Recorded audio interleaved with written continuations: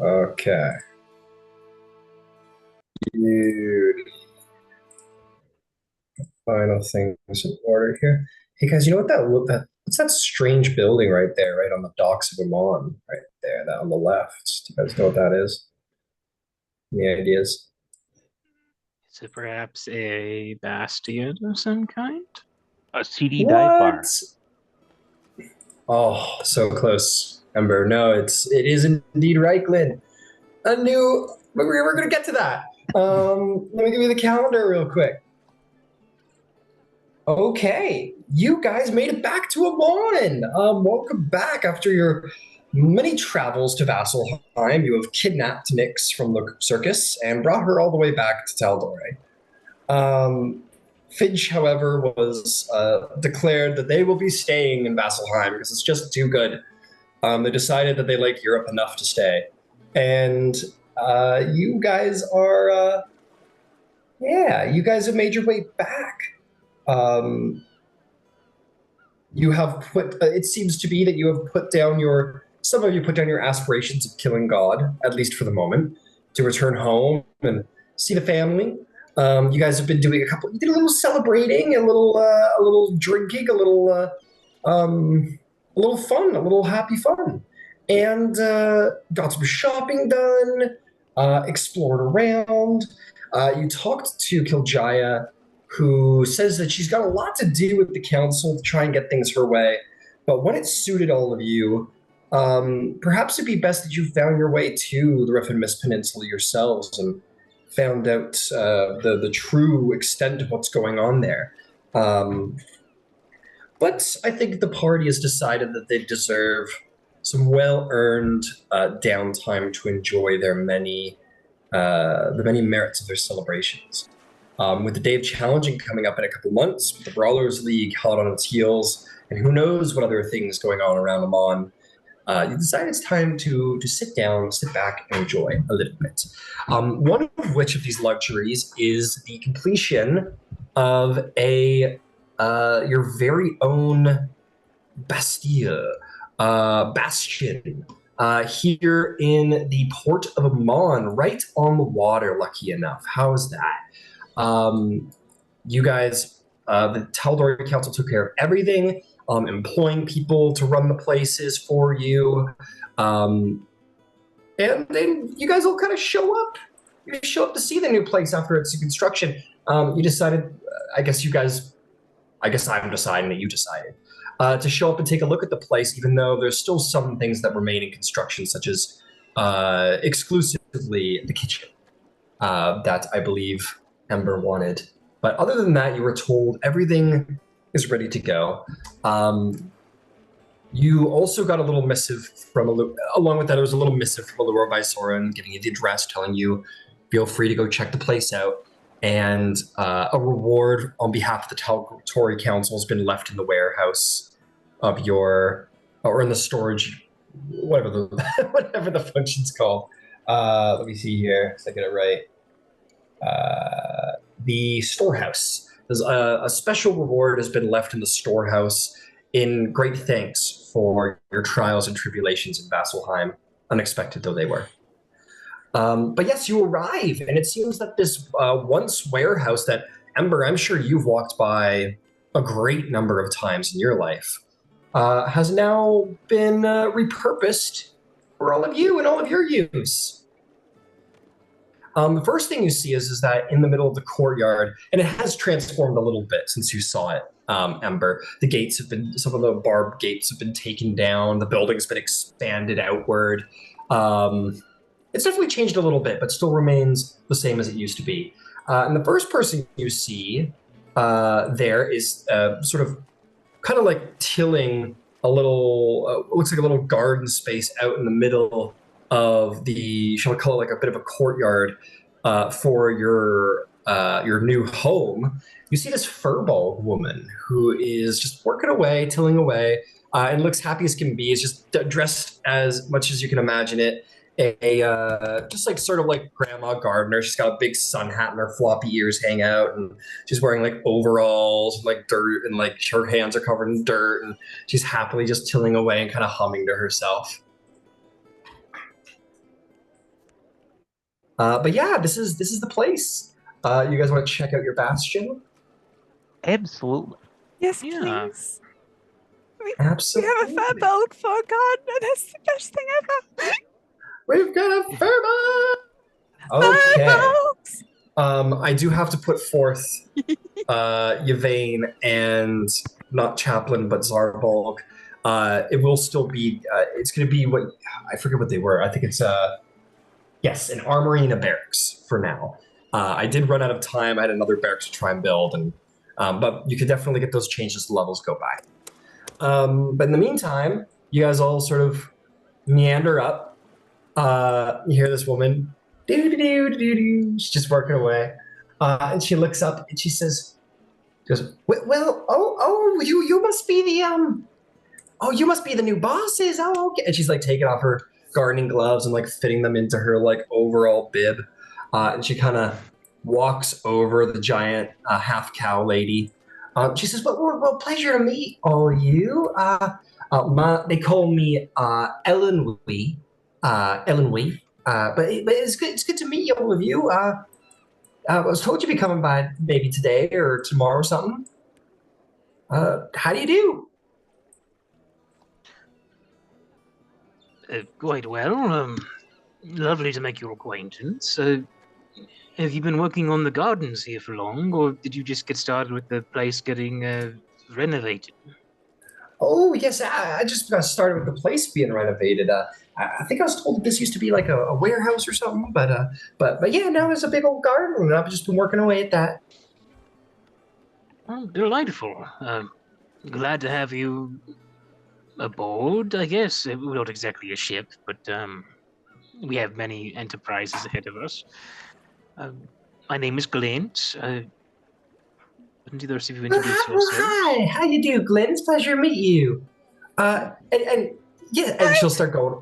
Oh yes, I'm Yvaine, hello. and this is Happy, and that's Fen, and this is Lady Cat, and is Philoctetes here? You And got it on Gret's somewhere. the first and a half try. You and pretty much all the animals immediately like sort of walk up to her and like her. Save the cat, of course. And but yes, the rabbit. Yes, the rabbit, the owl, and the dog, especially the dog, all seem to like immediately go up. The dog's like kind of like leaping up at her a bit, but she's huge, so she isn't knocked over or anything despite his size. And like, oh, yeah, well, it's a pleasure to meet you, Mister. And kind of like rubbing his ears, and he's happy. And the owl lands on her shoulder, and the rabbit's like hopping at her a little bit too. They all seem to immediately take to this strange cow lady.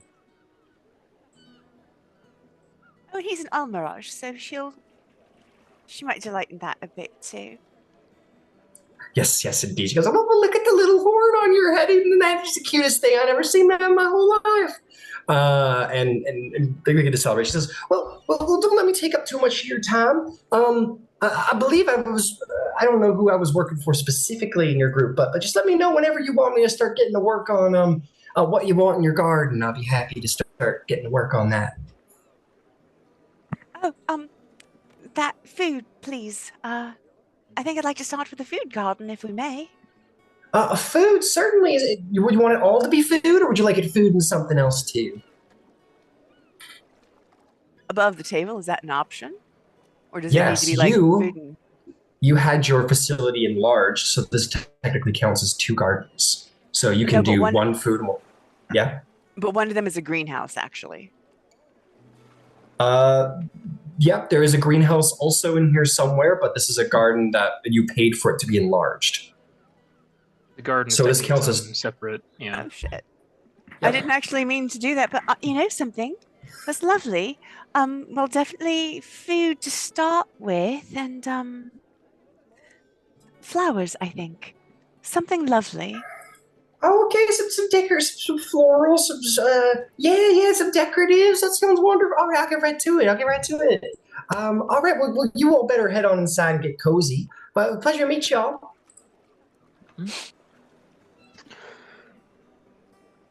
And as they walk in, she'll say to Glint, I think we can use flowers to make perfumes and soaps and candles and things that we could sell in the storehouse as such. Oh, that sounds delightful. All right, food and decorative coming up. Whenever and she starts getting to work, and she's like, "Well, I better go out and go buy me some." She like gets a little basket. She's like, "I better go buy me some seeds," and she starts walking on down the street. And yeah, you guys can head in. So, which bastion are we going into first? Oh, the group Attached. bastion. They're semi-attached. Oh, the group's bastion. We going. Yeah, the group's bastion. We'll save Casa, Yvaine, and Zarvolg for later. Yeah, you guys begin to walk in. So you find this stair step up to a lovely balcony provided a la Zarvolg and Yvaine. Courtyard. There's a part of the courtyard. And yeah, you walk through, you put the key in the door hole, and the door seems to work. It's a great start. And you find yourself in a little corridor with various rooms. You can all begin to jump and clamber over top of each other over who gets what room, whenever you please. And you see, oh god, why is it so dark? Oh, so who forgot to install lights? Not me. I remembered everything. I'm so smart. But yes, you see that there is a dining hall that seems to be ready to go, if a little dim. I'm just gonna light the place up a little bit, if you don't mind me. But yeah, a little dining hall, needs some food on the table, but that's fine. You don't see anybody up here, but you hear some sounds coming from downstairs. You make your way down below, assuredly. And there's going to be a number of other doors. And you're going to see, coming out of the first door, is to all of you, you're going to see this halfling man who walks out. And he's going to say, "This is well, pleasure to see you. Good day. You must be the homeowners, I suppose. Pleasure to meet you. I am your employee. I run the storehouse. Everyone calls me Tally." Tally? Hey, All Tally. right. Is it because you keep count of things? Right you are, sir. Right you are. But by all means, here, let me show you around the storeroom. I mean, there's not much to look at right now. There's not much inside of it, but only the one box and a couple empty ones. And he will take out his key ring and open up the door again. He has to reach up a little bit. You walk into this very dry, very dim interior. I'm going to turn up the exposure a little bit for you guys, because it's probably just a black screen at this point. There you go. Thank you. And in the middle of the room, yeah, no problem. And in the middle of the room, yes, indeed, there is a single, slightly nicer chest. It says this one came from Tal'Dorei Council for all of you. And he'll probably hand the key to you, Glint, since you kind of made the approach. It says, have fun with whatever's in there, but just let me know what I could do for you. I'm happy to help run the storehouse. Absolutely, Mr. Tally. I'll have a poke around, and I mean, I love opening boxes and seeing what's inside. So if you'll give us a moment to pour over these contents. By all means, mister. And he will walk out. And if you do indeed wish to unlock it, Oh yeah, absolutely. you're going to unlock it in a true Pulp Fiction manner. There's going to be like a gold shining light that comes out of the box. And there is going to be a fuck ton of coin sitting inside. In fact, there's going to be 10,000 gold pieces inside. Oh. Would you look at that? They gave us a gift card for Christmas. I do, you know, this is lovely. This Because is honestly, quite a bit of coin. I find myself in need of some coin right now. That's fantastic. How lovely. I do love having money to exchange for goods and services and my many, many expensive projects. You made Gunter like, yes. It's my birthday, precious. Soon my student loans will be paid off in full. Okay, wait. Is that a thing that actually happens? See, that's how you know we're playing D&D. No student loans and 6 hours of sleep actually makes you feel good. Yeah. Exactly. Better than good. It brings you back to life. Mm-hmm. Incredible. That's what a 6-way split. Is that correct? Oh, was it 5 now? Well, we still have Bev. Beverly. Bev gets some. Yeah. That's true. 6 ways then. makes the math slightly more complicated, but not too much. Oh, I was signed out of Roll20. One moment. Well, while you're figuring that I'm going out, to kick you out of your accounting program application. I know, it's terrible. so I don't know what we're talking about anymore. She says, "Oh, but by the The way, as Arcana another." Philosophical was doing.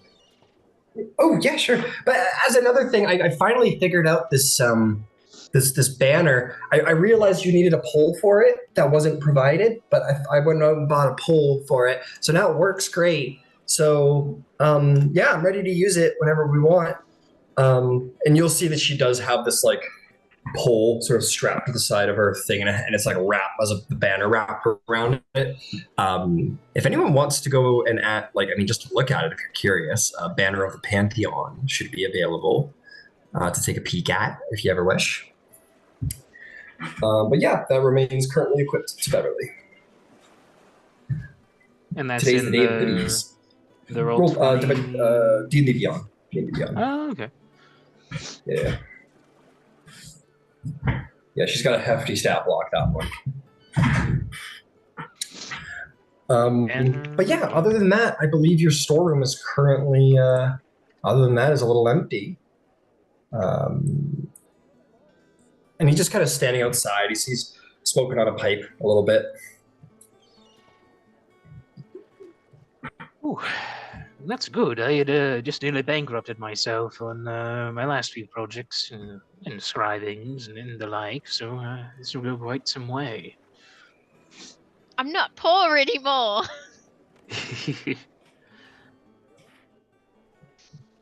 Well, in my experience, running with this group, with the Aurora Concordant, I tend to find that money comes and goes in great amounts. Before adventuring with them, I was something of a sewer mage, so... Sewer? You were... Well, I didn't live there. I was just, in the habit of high-risk spelunking for arcane research and, scrabbling about. Whenever one flies solo, as it were, you tend to have a great deal of caution and a great deal of debts to rack up. In the group, it tends to be sort of the inverse. Fewer debts and a little bit less caution, if anything.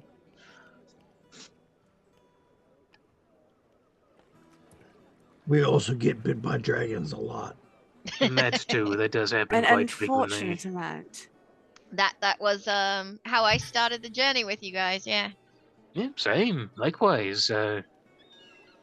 Two dragons now? 3 dragons? We met one dragon 2. like 3 times, which maybe Yeah. count as a bonus. And we still haven't killed him. I'm salty about it. Why haven't we yet? Well, we haven't had time yet. It will get there, I'm sure. I'm sure he's gonna pop up again. He's Yeah, very one of persistent. these days, certainly. He's wearing my armor. Well, Yeah. it's his skin. It's not my problem. Sorry, that sent me a little bit. I apologize. It keeps all the cold out. He'd be so chilly without it, I imagine. He's too Jumbo's dumb like, to have yes, skin. yes, it is rather That cold is an- without skin. That is an excellent thought. Go warm him up, yeah, Ember? No. White dragon and white bean chili. Mm. I always figured white dragons would have something of an ammonia taste. They'd probably have to wash it really thoroughly. Maybe it's the smell. They sort of have that acidic chemical aroma about them. Like a bit of embalming fluid or something, chlorine. I feel like there's a way to boil that out. Like, it's very picky to do, but I know Ember could do it. Oh, I have the utmost of faith. Red was delicious. Bread Just was so like delicious. Good beef. Like, honestly. Lily's like, I think I'm gonna be sick. And she like walks out. A question: If people were as tasty, do you think we'd eat them too, or is this just a dragon thing? People are tasty, and some of us do eat them too. What? Some of us. What do you mean? Yeah, even Happy turns around and looks at you. Zarvolg look like what the fuck on his face. I just think it's strange that it's a taboo for eating most intelligent creatures unless they're bigger than us. So then we're like, oh, they're just so tasty. Your employee is Well, there standing are a number outside of the people door. who will make a delicacy out of unicorn. I don't see where. Oh no, I'm that's just saying it's done. I understand. I don't like it, but fine. I'm I not recall eating- I recall hearing a story where they went so far as to can and preserve some unicorn meat. Why would you can it? That seems to be the saddest way of going about it. Why am I laughing? This is horrible. Logistically. I'm terrible druid for laughing at this. Tinned unicorn does seem strategic. I mean, I'm sure it keeps fantastically for the winter, yes, but it's this sacred creature that purifies the land, and sticking it in You a get can just... You get the little key and you peel it back. I feel like you'd want to have it, al fresco or something, fresh, made to order, Like tartar. Yeah, the tartar. Or at least it's Gumbo, extremely rare steak. Gumbo says, "You're all disgusting," but it's okay. I like it. You'll understand whenever you have a tongue. One day to have a tongue. How I dream of it. Ew. No. Mine is currently No. made of bone. It doesn't No, flap no. quite as well. Don't do that. Don't give him a tongue. I've tried singing, but it sounds like a whistle. Well, I mean, I feel bad about not giving him one. He could taste so many things. That's not what I've we heard want. about many different applications of tongue. All I'm right, very excited. We Oh, so should- when I talk weirdly, we all freak out, but when you all talk about cannibalism, it's fine. Well, parents always operate on terrible double standards, my son. Oh, I didn't know that. I'm learning so much about parenting. And magic. Let's go. When he walks out. Honestly, he's learning remarkably quickly. It took me years to figure out a lightning bolt, and he managed it in like a weekend. Why are you teaching him lightning bolts? Oh, why wouldn't I? It's important for discussing the concept of electricity. Conductivity is easier to teach with a practical example. You know something? You're right. And Cord is with us. The Storm Lord walks with us. Easy. Let's not drag Cord into this soup bullshit. Fine. Is there another room? There should be several. Yes. Let's take a look through the corridors, and honestly, these facilities are something. I don't think I've had quite so nice a place to bunk down in for a while. This is extraordinary. You walk out and you see Tally has his pipe out of his mouth. He's kind of like has this like 1,000-yard stare in his eye. It doesn't look like he's smoked his pipe much in the last couple of minutes. And you kind of step out and you kind of, there's just like ever so slightly like a jolt of like, as you step out, he goes, everything you see in there. Yes, looked quite wonderful. Apologies if you overheard any of that. We're given to a lot of strange hypotheticals in our line of work. Right. I didn't hear a thing. Not a damn thing. Oh, I love that. But what I love did that. hear was that you liked the storeroom, and that was before you entered the room. I was not eavesdropping, not even a little bit. At all. I love that about you. But I do want to say that I've been working for a while in the business, and let's just say I think I've got a little bit of a corner on certain trade good purchases. I think I could do a little extra efficiency storage in your storehouse better than most. Not to pat myself on the back too touchingly. Fascinating. I'd love to go over some of your notes and get your thoughts on things. I've been thinking about opening up some contacts in Craghammer if you have interest in assisting. Plenty of interest. I think I could get an extra 10% on sold trade goods if I had an opening in Craghammer. Ah, interesting. I think I might be able to help you on the acquisition end for things to actually send that way, maybe. It is going to be very fun and slightly not at all disturbing working with you, Mr. Glint. I'm looking forward to it. Anyway, I can just hang out until you tell me to do something. And he'll just kind of walk up the door behind you and kind of put his hands in his pocket and his pipe in his mouth and kind of walk off into the bastion somewhere to go hang out. You'll walk over to the next room where you'll hear there's a couple of sounds coming in. There's a door to the left where you hear like all kinds of banging and nails and all kinds of shit coming from one door. You're another door where you hear like bubbling and popping and wood sawing and tools and metal touching metal and all kinds of good stuff like that. Which door? Oh, and there's also a door that has glass, and there seems to be some sunshine in this dark, dank basement coming into that room over there. Which one do you want to go in first? Oh, but maybe. Who knows? Who can say? You'll have to go in to find out.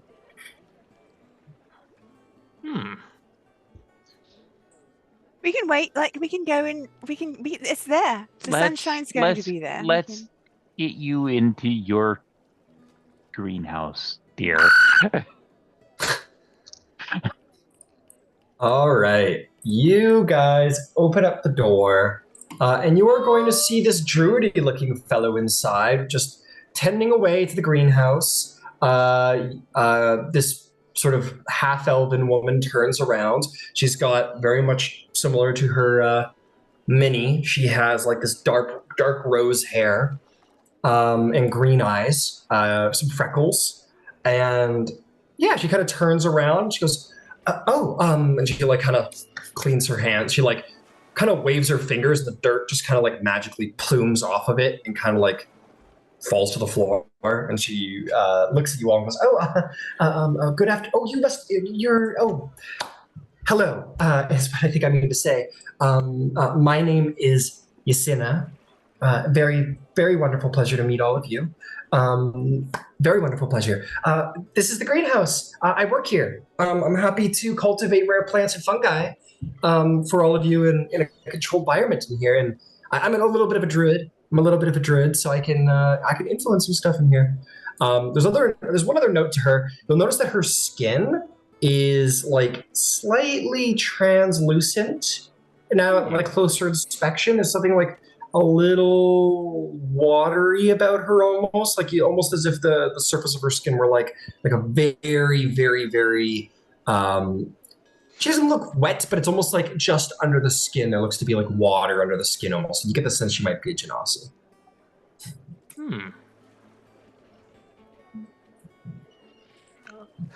You work in the greenhouse, you said? Yes. I work, yes is the answer. Sorry. Glint's going to delicately push Yvaine forward. I'm Yvaine. I'm a druid too. I'm Shari. Oh, hi. You're an Ashari. That's so cool. She'll swap to druidic and say, I'm not an Ashari, but I've always wanted to see the Ashari. It's so cool. I'm meeting a real Ashari. I'm working for one. Wow. If you still want to employ me, of course. If I may ask, are you like, you may notice, and she's like, Ember is fire genasi, and you're sort of very essence of water the way he is essence of fire. I don't know if you are water genasi, but if you are, I've been working on my water skills, and I would love to work with someone who maybe is more accustomed to working with water. Oh my god, this is so cool! And she just runs over and gives a big hug. Probably totally overwhelming. She's like, it's definitely, she's like folded like this in Yvaine's arms, and she's like, Sorry, not sorry. necessarily in a bad way. I get overwhelmed sometimes. I'm very happy you're here. Thank you. And a pleasure to meet you, Mr. Ember, was it? A pleasure to meet you. Yes, I think you wouldn't happen to be from the Rousing Spark? That's my mother's place, actually. Oh, well, it was okay. the entire family, but I wasn't a particularly good innkeeper. Oh, well, I've always walked by and always thought about going inside. It looks so fancy. I hear there's a dragon head on the wall and everything. Is that true? Do you have a real dragon head on the wall? Indeed, we do. Wow. Oh, wow, one day. And you're welcome. You're welcome anytime. Meals, I don't meals know. on me. Well, oh my goodness. The entertainment's really good if you like to listen to music and such. I know. I heard it's like the best. It's the nicest place to go in the docks. Maybe maybe one day. But anyway, yeah. Please feel free to look around. Sorry, I'm taking up all of your attention. Please look around.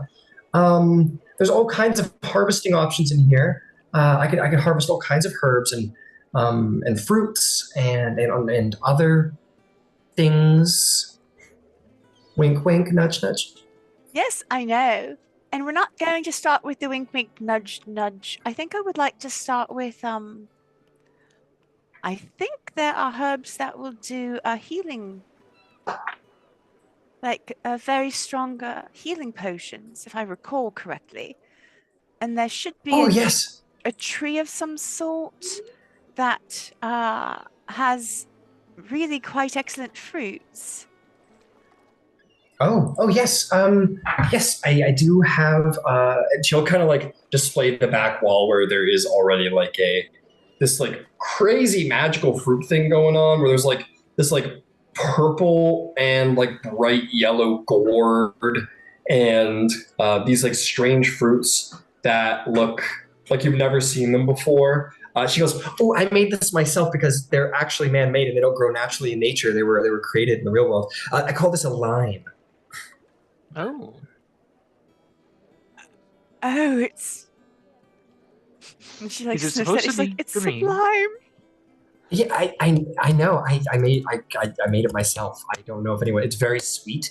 I don't know if anyone. I don't really know how anyone would use it. Maybe I don't know. But it's very Could I make sweet. something with it? Could I make a drink with it? A drink? That's I never even thought to do that. Sure, you could by all means. Like, I mean, sure.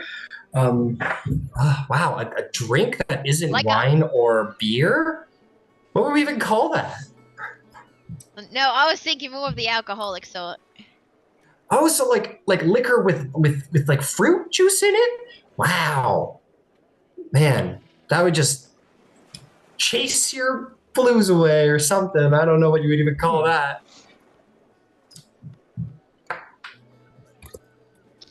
You know, we could wake it up. You could wake up the lime. Oh, no, not the Wake lime up the itself, lime? the tree. I would have to get a special gemstone to cast, but yeah. We could actually wake up the tree and it could be part of the making of the lime and the coconut drink of whatever you're making. No, actually, my apologies. No, limes are naturally occurring in nature. This is a lemon. I call it a lemon. Sorry, it's yellow.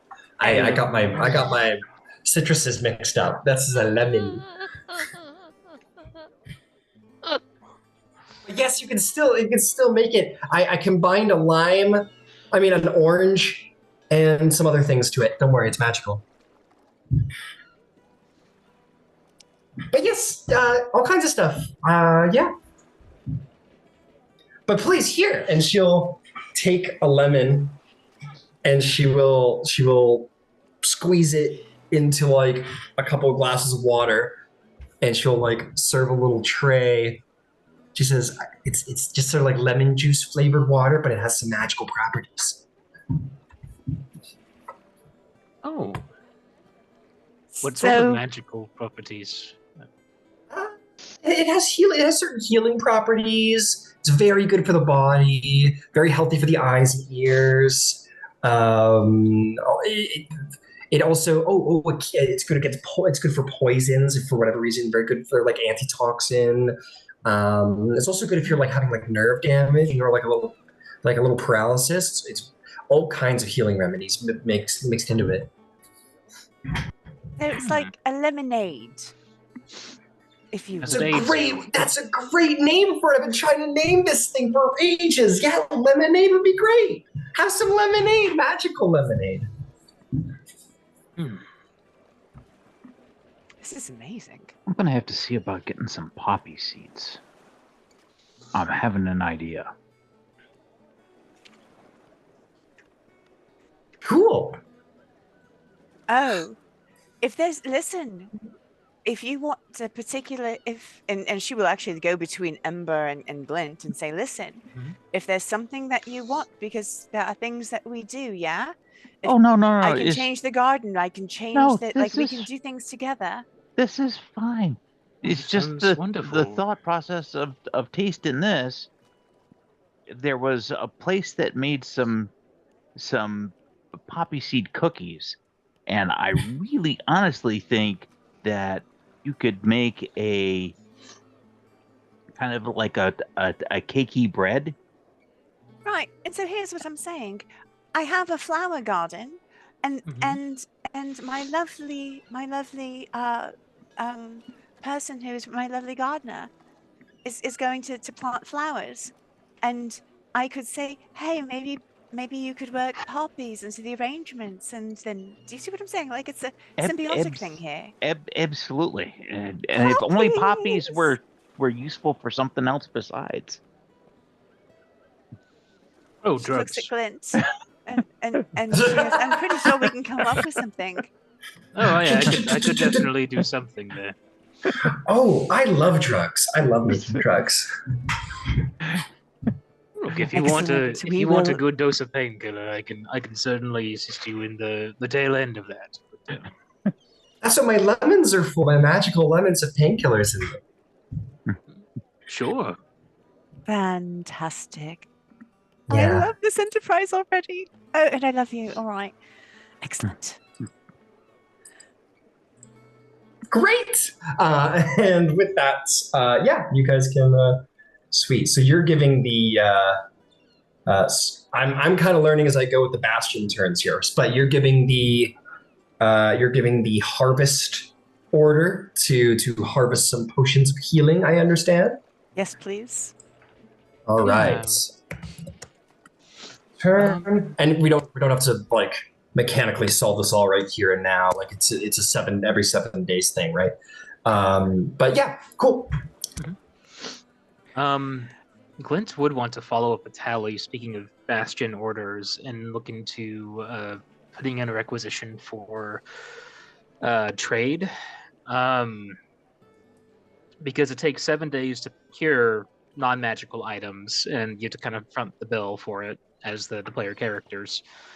Yep. I had a question regarding that. So Sure. this is specifically non-magical items, and Glint does have the crafter background with the feat that gives Glint a 20% discount when buying non-magical items. Yeah, buying non-magical items. So you want to make it 40%, huh? Thinking about it, yeah. 20% off the front end and 20% on the back end for sale. Well, I'll tell you what, Glint. If you ever spend 7 days here at the Bastion, so if you're here for the full length of the Bastion turn, I'll allow it. But if you are relying solely on your hireling while you're away, then it'll be the 20. I think that makes sense. Cool. Sweet. Right. So, yeah, and we'll resolve all of this in 7 days, which will bring us to the That'll bring us to the first. So we'll resolve our first bastion turn on the first. Above the table, I had a question.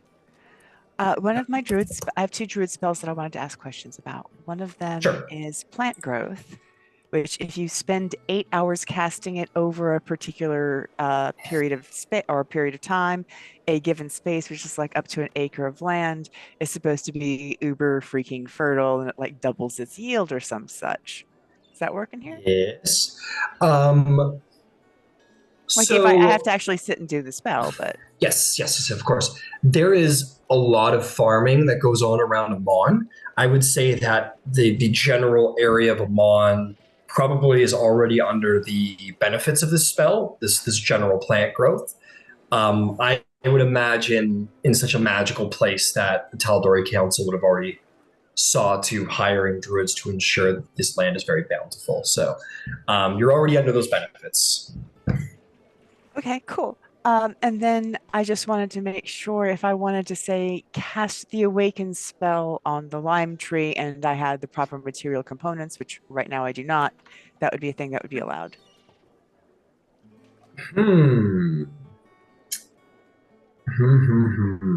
Because we should have a tree in front. You have to cast it on. Does it say you have to be able to cast it? Like you have to cast it on a non-magical plant, or like if it's already. Like, what does it say specifically? Because this is already a magical. It's already plant. a magical plant. That might make.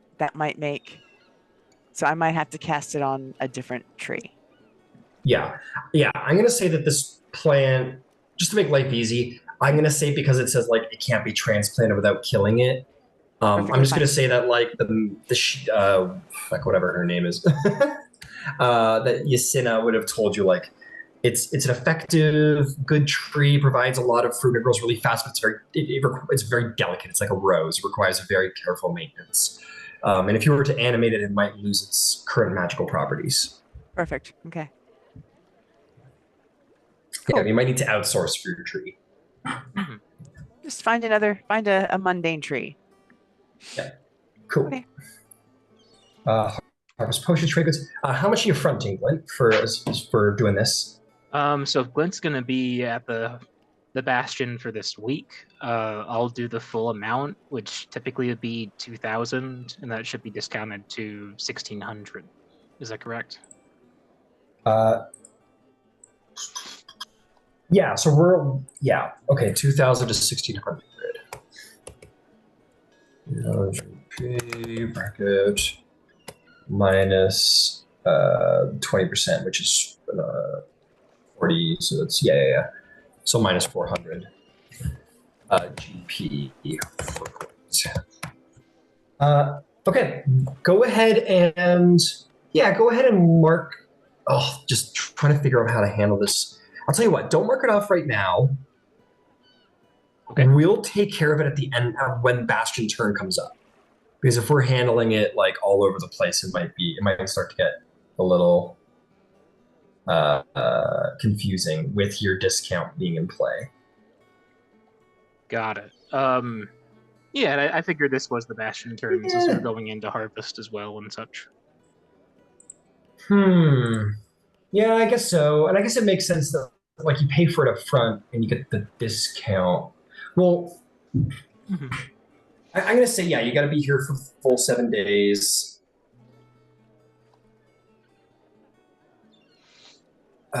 We'll just how to handle this. It's fine. Just mark it off. Just mark off the 1,600. It's fine. Sure thing. Cool. But I'll get 4 from you if you aren't here for the full 7 days. And that's how we'll handle it going forward, I think. Got it. Okay. Cool. Yeah, then with the storehouse, it's basically the first week is when you're requisitioning all the stuff and purchasing it, and then it takes the second week for sale of it. Okay. Yeah, so it's a 2-week process, effectively. Got it. Oh, they should divide those in 2 different turns then. That's... Yeah, it's 2 separate turns you have to take, yeah. Okay, so if you're here, and to be clear, this will take up your downtime. Like because that's all this guy does, this hireling does, is he goes to people and he makes trades and he talks about it. So this would take up your downtime to ensure this discount. Okay. And how much downtime were we taking again? If you're staying to do this at least 7 days, that's how much a bastion turn is worth in game. Got it. So why don't we do this? Put the money back because we'll figure out how much you spent at the end of the day. I guess that's the best way to do it because it says you need to spend the 7 days doing it. So yeah, we'll deal with it at the end of the 7 days once you finish the sale, and we'll pick it up then. Okay. Just in case you decide you want to do other stuff with your downtime. Make life easy on ourselves. Okay. Got it.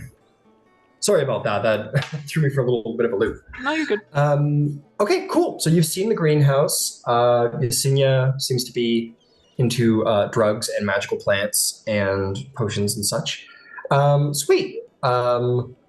So she snaps her fingers and the room begins to start to like get a little warmer. Not too warm, but a little warmer as she begins to sort of cultivate the erosive power of the sun and begin to produce potions rather than the hint, nudge stuff. Okay, there's a couple more doors to check through. You might hear some clanging down the hallway, like the sound of some or ting, ting, ting, the sound of like weapons and whatnot coming down from the hall, banging and banging, construction going away under the room under the stairs. And the big double doors, there's all kinds of strange crafting sounds coming from within. Ooh. What place is this? We're going into double door? Yeah, you said there were strange crafting sounds. Yes. Yeah, absolutely. So you open up the door. You're going to see this human. Man, I wish I could find my dog. That's fine. You find this feminine-looking individual who is dressed up in like a alchemist's apron, goggles over the eyes, a number of like bottles at the hip, and is working away on like an I think it's called an alembic mortar and pestle situation, kind of like doing the alchemy thing off to the right. But the room is full of stuff, including like a large brewing keg, a smithy, wood carver's tools, all kinds of shit. I believe you guys gave me specifically what you wanted installed, and I'll find that at some point. But in the meantime, this person looks up and takes their goggles off and says, "Well, hello. You're the new bosses, eh? I'm Galen. You call me Galen. Pleasure." Galen, Glint, nice to meet you. Nice to meet you. And this must be all the rest of them.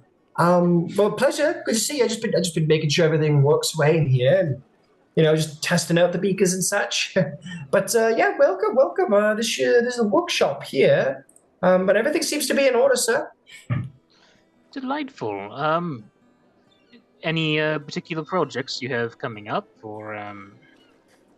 No, I'll work for you. My projects are for my time, and I've got my own stuff back at my house. So I'm just making sure that everything's working here. Nothing's, knockoff goods and such. I'm just ready. I've just been kind of mitzing around, making sure everything works right. Understood. If I might ask a question, are you capable of assisting in any projects that I might have? If I needed an extra pair of hands to help speed something along? Or do you prefer working on your own? Perhaps. Let me go open up the freaking thing that I work at. Let's see here. The workshop. It says all kinds of things. So yeah, if you want me to, I can build adventuring gear, I can craft magical items and such. If you wanted to help out with that, we can go twice as quickly, certainly. But yeah, we could do all kinds of things in here, sir. And would you consider yourself something of a narc, or A narc. Well, let's just say this. You got to learn the rules, break them. So, pray to Arathis, but work with the Wild Mother. Right. I might have some projects in the works that I would be happy to have some assistance in, but I might have to swear to you for something of a secrecy to it.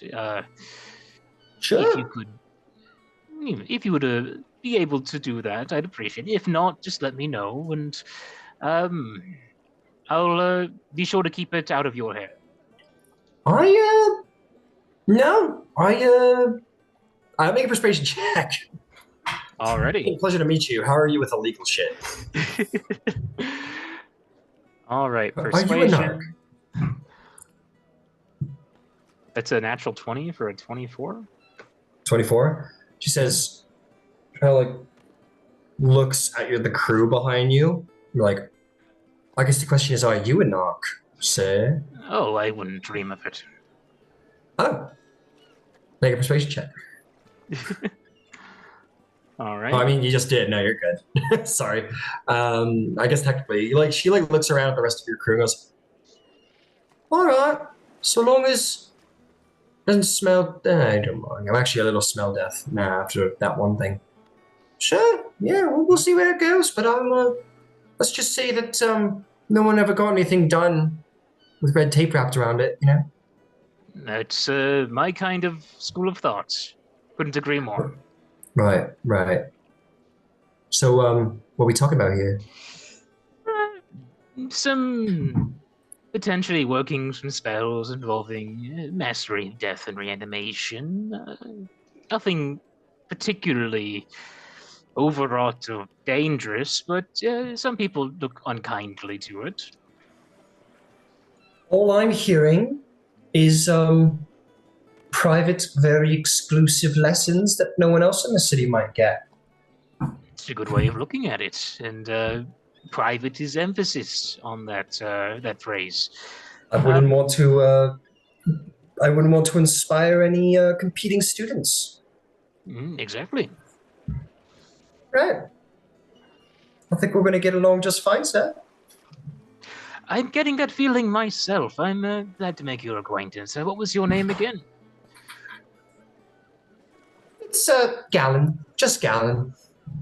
Gallon. Wonderful. Well then, Gallon, I look forward to sharing what I know with you and being in cahoots. I actually am a lot more excited about this than I was a couple of minutes ago. This is terribly wonderful. I mean, responsible harnessing of dangerous forces is part and parcel of any sort of magic, if you think about it. Great. Okay, well, I'll just be here, waiting to be told what to do.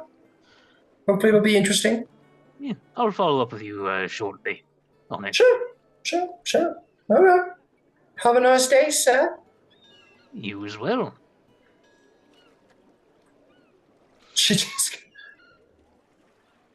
All right. Just kind of puts her goggles back on and starts going back to work. Yeah. Wow. That's great. She's just down to clown. Yeah. She goes, I took a course that said say yes to everything. And we have the best people working with us right now. I guess they're all pretty cool. Okay, so things are gonna get a little freaky in the crafting lodge there. Sweet, 2 doors left. I'll spare you the suspense. If you peek into here, it is a kitchen, but it is not operable right now. It's not currently. It's a little usable, but not quite as usable. You see that they're banging away, and they're basically got this IKEA. They're trying to put together this IKEA extra big furnace. There's 3 guys trying to figure it out. And one guy's banging together a table in the corner, and they're basically assembling a larger kitchen. Oh yeah, we break down that wall over there. We can really open up the space for the. I turn back and see all of you, and they're like, "Yeah, you want something?" Just inspecting my future kitchen. Thank you. Oh, Oh, okay, right. Oh, yeah. All right. Cool. They'll just kind of like stare at you and blink. So, like it. So far, so good. Great. We'll just get back to work, I think. Fantastic. Great. Yeah. Pleasure. And we'll just very slowly close the door on you. And we'll go back to banging, smashing around, knocking down walls and all kinds of good shit. And then we get to the last room. Yeah, there. Let me put a couple of. Oh my god. Let me put a couple of these guys in there. Just walking away, fucking breaking down walls and shit. I love this job. Okay, you go to the last room. You open up the door, and inside, you are going to see this like pretty well dressed, veteran looking guy. He's got a cane, but he's like in pretty nice armor. He looks military. His hair's a little longer now. He's got some gray coming in, some salt and pepper. He turns around. The room itself, has like swords and shields and archery posts and fighter dummies and stuff like that. And Buddy turns to you. Oh no, he doesn't have a freaking name. Oh yeah. He turns to you and he goes, pleasure to meet you. Welcome, I'm the weapons master. This is, right, you probably guessed, the training room. I'm Istavol. Pleasure to make your acquaintance. Istavol? Istavol, that's right. Delightful. Name's Glint. Nice to make your acquaintance. I think Zarvolg might have a lot of questions for you. There's something of a tournament that's coming up at some point that you might need some hammering into shape for. Is that right, Zarvolg? Was it 2 tournaments? Yeah, I believe so. Yeah. He kind of canes up to you, Zarvolg. Goes, so, you're the one who I'll be working on, huh? Well, I imagine there's probably training that everyone can do, but I'm sure I'll spend a little time here, yeah. Kind of like looks you up and down. It's all right. I'll be a weapon expert if you want. But we'll figure out what works best for us, huh? Sounds good. All right. Come around when you're ready to get to work. Train for whatever is coming up. Will do, thank you. And he'll just kind of enter within. He kind of is just like shining weapons, keeping an eye on things. He's not got a lot to do right now. Cool. To this facility, Harley's conduct training exercises. Says, oh, and before you go, if you require, I can provide training to. I believe it says here. I'm just making sure. Next day, any character trains your first day. Oh yes, this is an advanced training facility. I understand that there is a barracks in the adjoining facility. Those warriors are not of the caliber that I'm used to training. I can't show them what I know, but all of you might be able to learn. So that's all.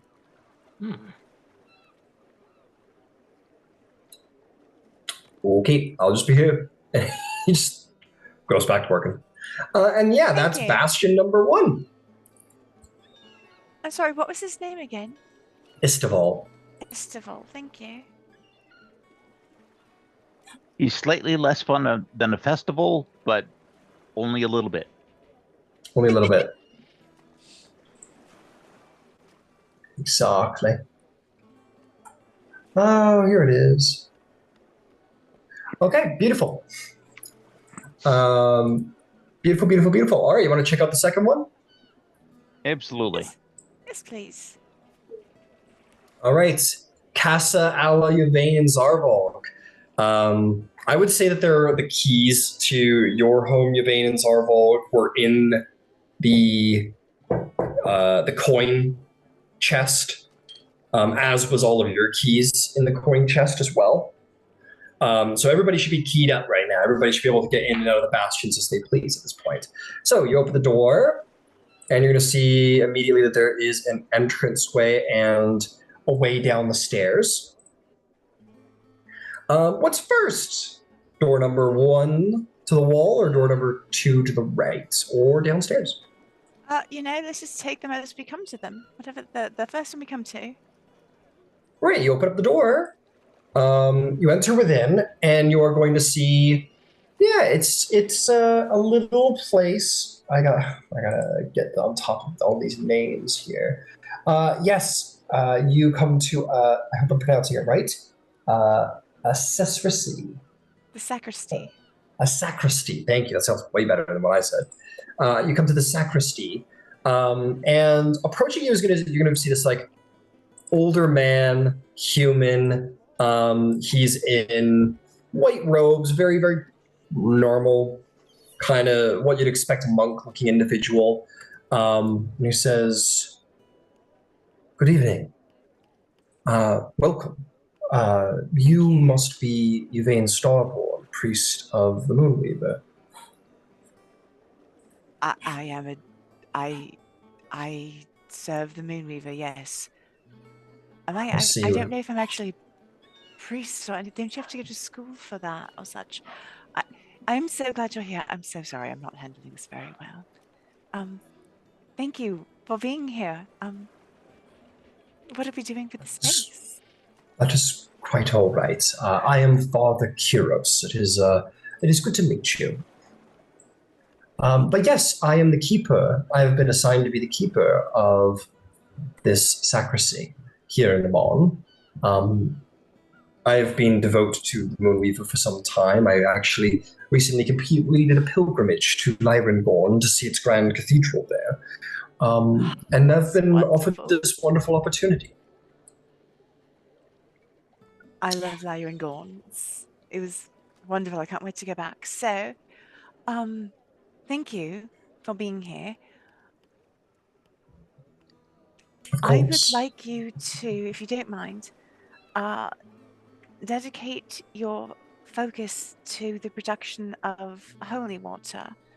I have it in my mind that we will be facing some undead very soon, and I should like to have lots and lots of holy water to greet them with. If you Very well. don't mind. No, I don't mind at all. I would be more than happy. I will be happy to create as much holy water as you please. Thank you. I will say that I do have some connections with the other churches. If you were willing to provide some extra gold, I could enhance the potency of that holy water. So right now we are sort of doing a walkthrough, but that is definitely something we're going to speak about. Thank you so much. Of course. And she's gonna like turn to Ember and Glint and say, I mean, is there a way we can work on, can we turn it into a fog? Can we aerosolize it, right? Can we turn it into fine particles that they just can't get away from? Gentlemen, you're so creative. Like, I've got money. Let's do crazy things with the holy water that make the evil undead unhappy. We could probably figure out a sensor. See, this is what I'm talking about. And so she'll turn to the gentleman and say, so this is the sort of thing we're going to figure out, and then I will be able to tell you with better specificity how many of what potency holy waters we will want. And until then, just the regular normal amount until we get our work together.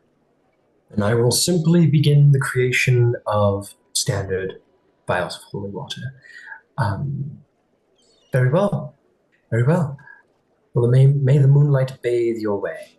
Thank you. She probably bounces out. This is the coolest ever. And he will pick up a pail of water, or he'll pick up a pail, and he will head out. He's going to go get a pail of water from the well, and he's going to begin to sanctify it over the next couple days. Cool. Yeah. Hey, free holy water, nothing wrong with that. Also, am I a priest? He kind of looks back at you. He says, I You may not suppose be you the one can to be... ask. Oh. I don't know. I mean, I am a priest. Yes, obviously. I'll get back to you, and she darts out. I always feel like if you were a priest, you'd probably know you were a priest. I feel like it's that, not like yeah. a werewolf thing. It's No. It does seem like you would actually. Wait, are you saying you could be a werewolf and not know you were a werewolf? well, at least for a month. Oh. Yeah. Are there priest schools? I feel like there's priest schools. Most Well, there of must my be priest schools. most I of was my just like religious... standing there quietly, like not sure if he's How does one involved. actually... He's like, am I involved in? I'm sorry, am I involved in this conversation, or You're am the I? expert in this. How does one become a priest, actually? I'm sorry, I don't actually know. That's quite all right. You can go to school and learn to become a priest. There are many types of priests in the world, the most powerful amongst them being clerics, of course, but not all priests are clerics. Some priests are simply priests, and some are chosen while some are drawn to the calling, and some have no knowledge of theology while others are well studied in it. It's really up to you if you're a priest or not. But it's a matter of course faith. You need to... of course, sir, exactly. It's a matter of faith. You have to back up the faith if someone comes to you asking for advice, of course. But that's priest to priest. Everyone has their own unique fashion of doling out advice. That's wonderful. Thank you. Interesting. Yes, thank you. And you are the proud owner of sacristy of the Moonweaver, which is not common in Emon, if at all, in Emon. So, I mean, that feels very priestly to me. If you are indeed. That she doesn't have even just a small little chapel here. Well, Like, no chapel that you know about. Goodbye. And he walks out. It was ominous, right? I'm not failing to pick that up properly. It was a little ominous. Oh, now my feelings are hurt. Okay, let's go. She is the goddess of trickery and secrets. Yes, she is the goddess. Okay. Next door. It's your bedroom. Look, it's a big bedroom.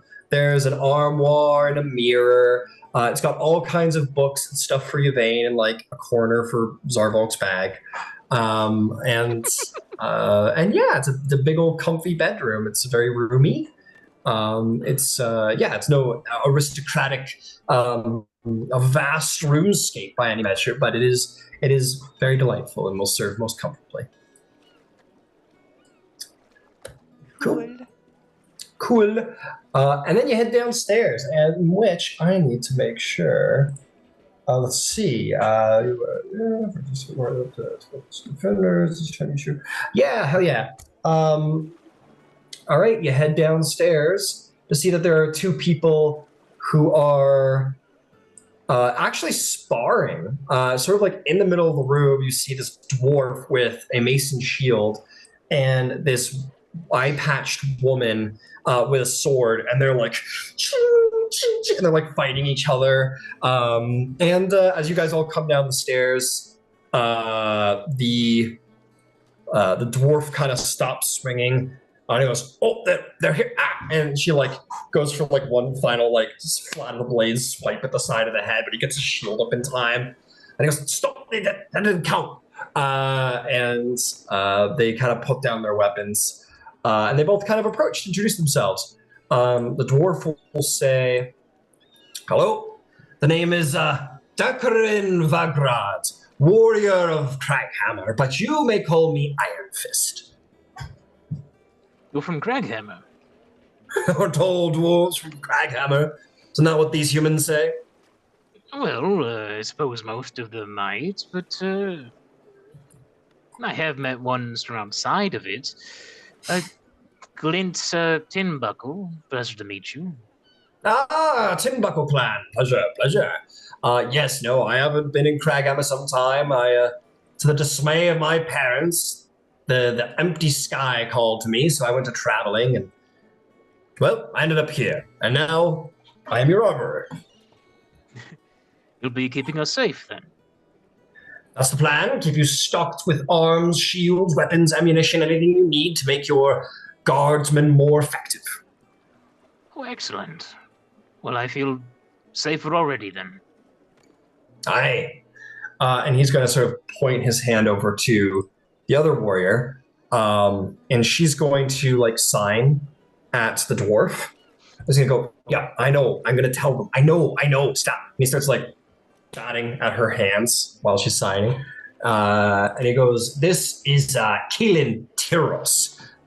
She's mute, unfortunately, but she communicates just fine with her sword. And yes, she'll be in charge of the barracks here. She may not have words to keep the men in line with, but she does have well, let's just say she has her means of keeping the men in line and recruiting them as well. So between the two of us, we should keep the place nice and safe. I don't know what you are expecting, but we'll be ready for it.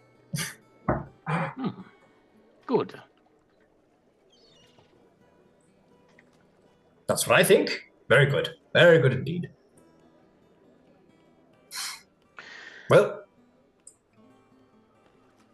you're Zarvolg, sort of. Oh, you said you're Tinbuckle. Which one is Zarvolg?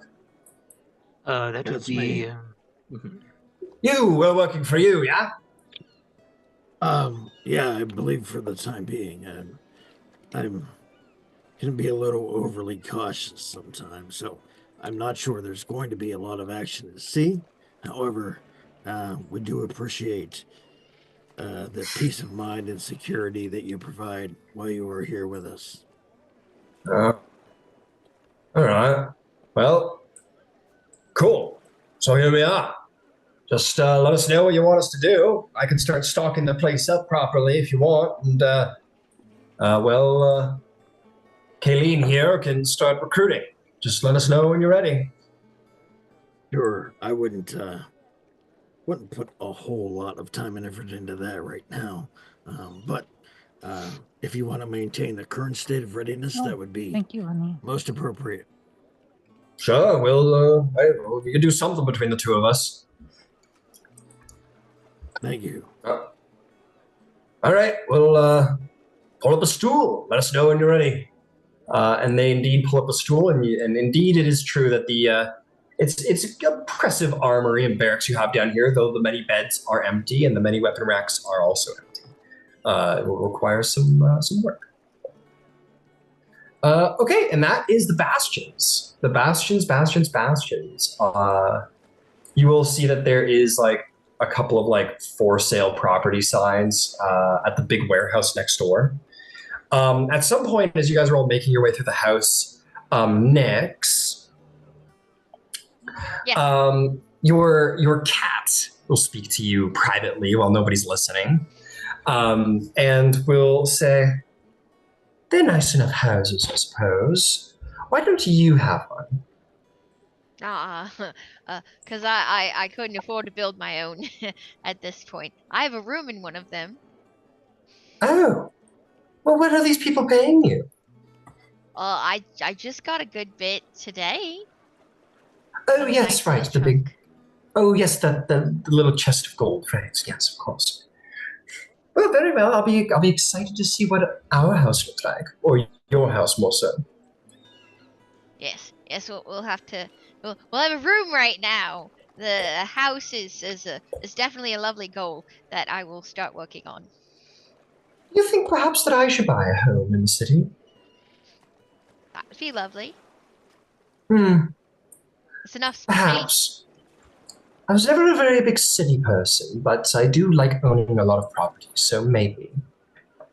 They say on the other side of the wall there's farms and stuff. Maybe we could look out there later. It would be interesting to go back to my hedge witching days. That'd be very interesting. Perhaps. Yes, we'll explore a little bit, but for now, yes. Well, let me know if you do need any help acquiring funds for your own home. You deserve one, dear. Thank you, thank you. Fantastic. So what do you guys do now? You guys have like fully explored the place. Do you guys like chill in for a meal?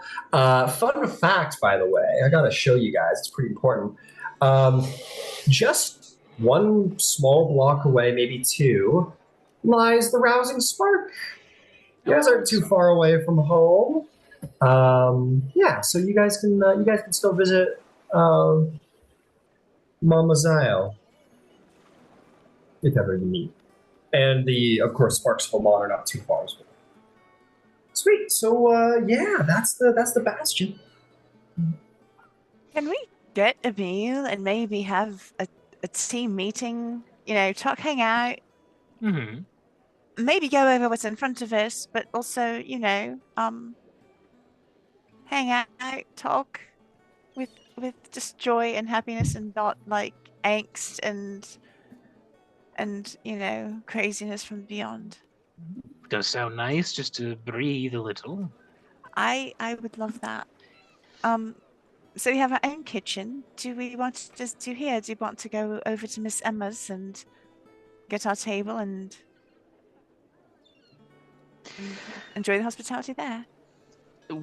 Let's head to the Spark, only because they're working in the kitchen and absolutely too many things underfoot. Yeah, is just going to make it go slower. I agree. And that's sort of one of the things that's on the agenda of things we should maybe speak about. What was the name of the gardener, the Zarvolg lady? Her name is Ennui. Ennui, yes, thank you. Okay, I think I've got everyone else. Ennui, Tally, Yersinia, Galen, and Estival. Yeah. That's right.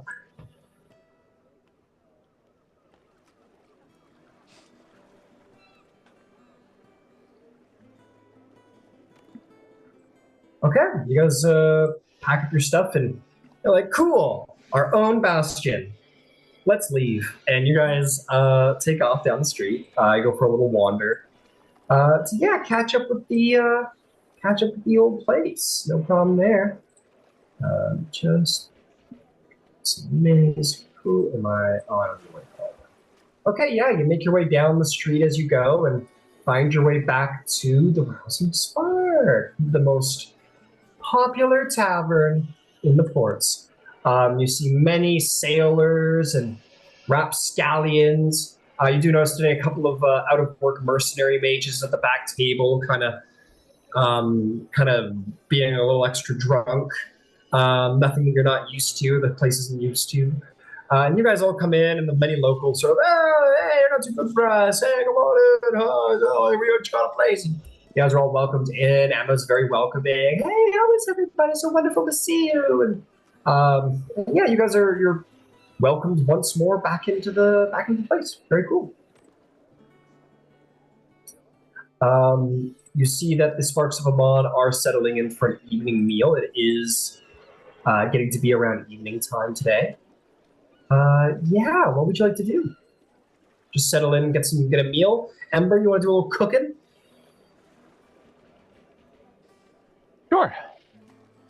Sure. What are we cooking today?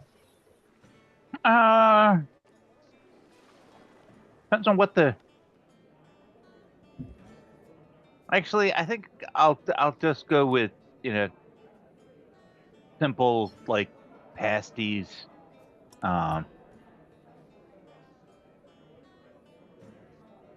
There. Yeah, sure. Go ahead. The little hand, the little hand pie dealios. Yeah, absolutely. Little hand pies, fantastic. Go ahead and make a little check. What was I using? I was using int. Huge. That'll be a Should have whopping advantage. 12. Oh, You should have advantage because of your proficiency. oh, that's true. Let me try that again then. Oh, that's much better. How about a 27? Hey, you're like, you make the first ham pie, you're like, it's just missing something. And you put like, I don't know, you put like a little like garnish. You put a little, oh yeah, right, of course, the ultimate food spice out there. You put like a pinch of parsley on top, and now it works. It works perfectly. You raise up about 20 in your DC grade, and you bring it outside, and everyone's like, "Whoa, look at it! It's so beautiful, the presentation!" And you serve up some delicious meat pies, and everybody's very happy and share.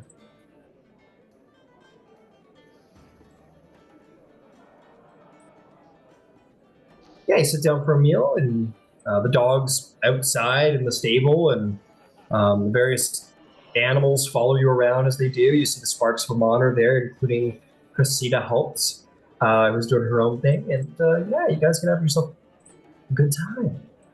Awesome.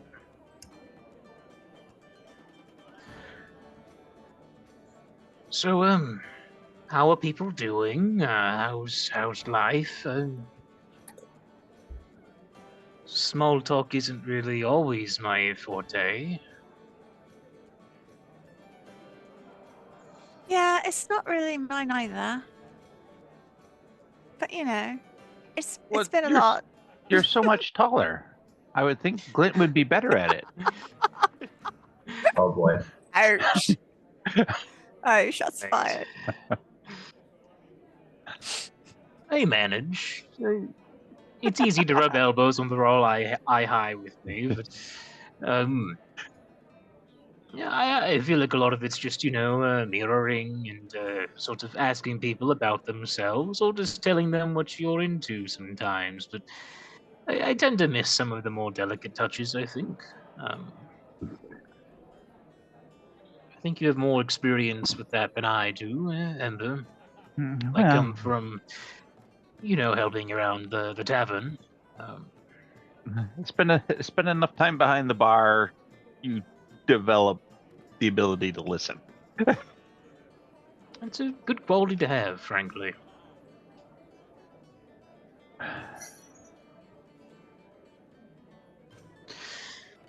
So, after all this, I assume we'll be heading to Whitestone, but in the meantime, I'm probably going to busy myself with little projects and keep my hands active, as it were.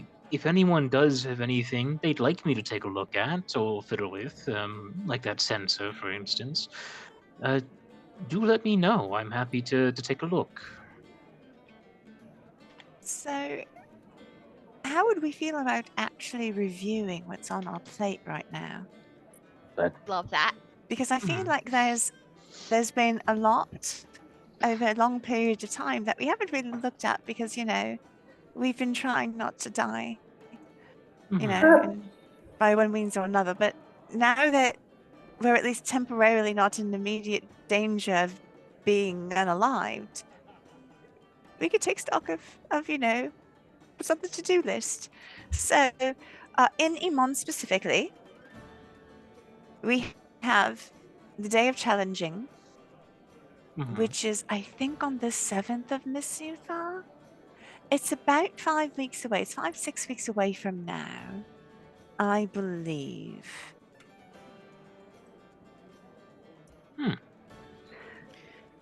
You're about. Sorry, what was that? Day of Challenging? Yeah, the Day of Challenging. Yeah, you guys are about you're about a month and a half away from that, yeah.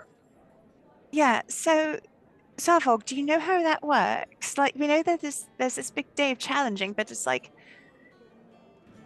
is it brackets within each individual's champion's arsenal, and then on the big day it's just the champions that are going head to head, or is it like one big battle royale on the day? Oh God, could you imagine the healers would be just trashed at the end of it. How does it go? Oh, I really don't have any idea. Finch Oh. and their family. Eh, Finch I and their feel like family you should knew find about it. out if you want to do it. Yeah, I mean, I Ember. suppose I could check in at the arena. I don't know. Well, we could ask one of the Andegards.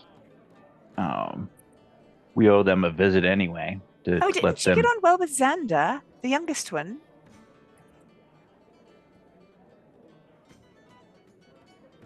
Who? You, Zar? No, I felt like you not got the along well youngest with one. him. No, I like the oldest one. Oh, all right. I'm sorry. I don't remember what his name was though. Oh God. The one with the cape and the hair and the eyes. Yeah. He People was tend quite to a have lot. those. Yes. The- I don't you'll know if underst- I've met most of them. Have I? No, but they're all quite wonderful. It's just one of mean, them to in be fair, particular is I a little overwhelming. I didn't really know him at all.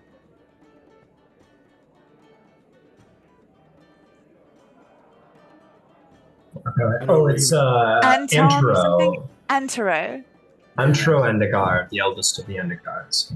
Yeah, I don't know that I've even spoken to him Okay, here's the individually, thing. but Why yeah. don't we invite the underguards over for lunch? Sure. We should talk to them about Finch anyway. They'll have questions. Just have a lovely lunch. And either here or at our place, and I'm sure we can ask them how it works. They Hey, have to know. we've got the dining room. I can cook here and bring it down until the kitchen's ready. Excellent. And we ought to do a not necessarily an open house, but a here we are type of thing for select group anyway. I Mhm. agree. And I would love to make that a priority, and I'm writing that down as a soiree. There are two other things that are connected to Emon. I don't know if they're going to be in Emon. One of them is this great delving. So 25 years ago, Thordak wreaked havoc, and I guess there's still stuff that he took as part of his hoard, but it's underground, perhaps? Maybe I misunderstood. But Lady Kima and Lord Astrix asked us to, like they were going to sponsor us to go in there delving. I don't know when it is. It's just sometime. Yeah, we can certainly get the details. soonish. We can get the details on that too. You're right, they would know. And then the final thing is the Brawlers League, which we have no idea.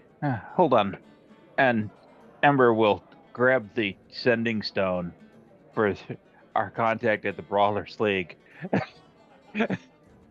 Yeah. Hello. This is the Concordant. Wondering if a date has been set for the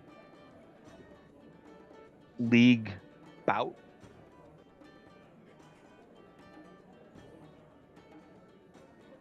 Okay, you get back. Ooh, that was. You're gonna get a response. Sorry, I'm just dotting my eyes here a little bit. You hear, Ember, wonderful to hear from you. I was actually going to get in touch with you tomorrow. Our visit, but it's on Hill's Gold. Keep it to yourself. Sorry, I missed some of that. He said, I was going to get in touch with you tomorrow. He says, but I'll tell you now, it's happening on Hill's Gold. He says, but keep it to yourself. And I'll just say for free, for most of you guys know, Hill's Gold is it's a celebration. It is a day of celebration. There's literally no information online about what it is other than that it is an event. So I'm just gonna say it's fucking Easter. That's when all the kids go running around trying to like find hidden things and collect it and put in their baskets and so on and so forth. But that's not what you guys will be doing that day. You guys will be kicking shit, kicking people in, making money.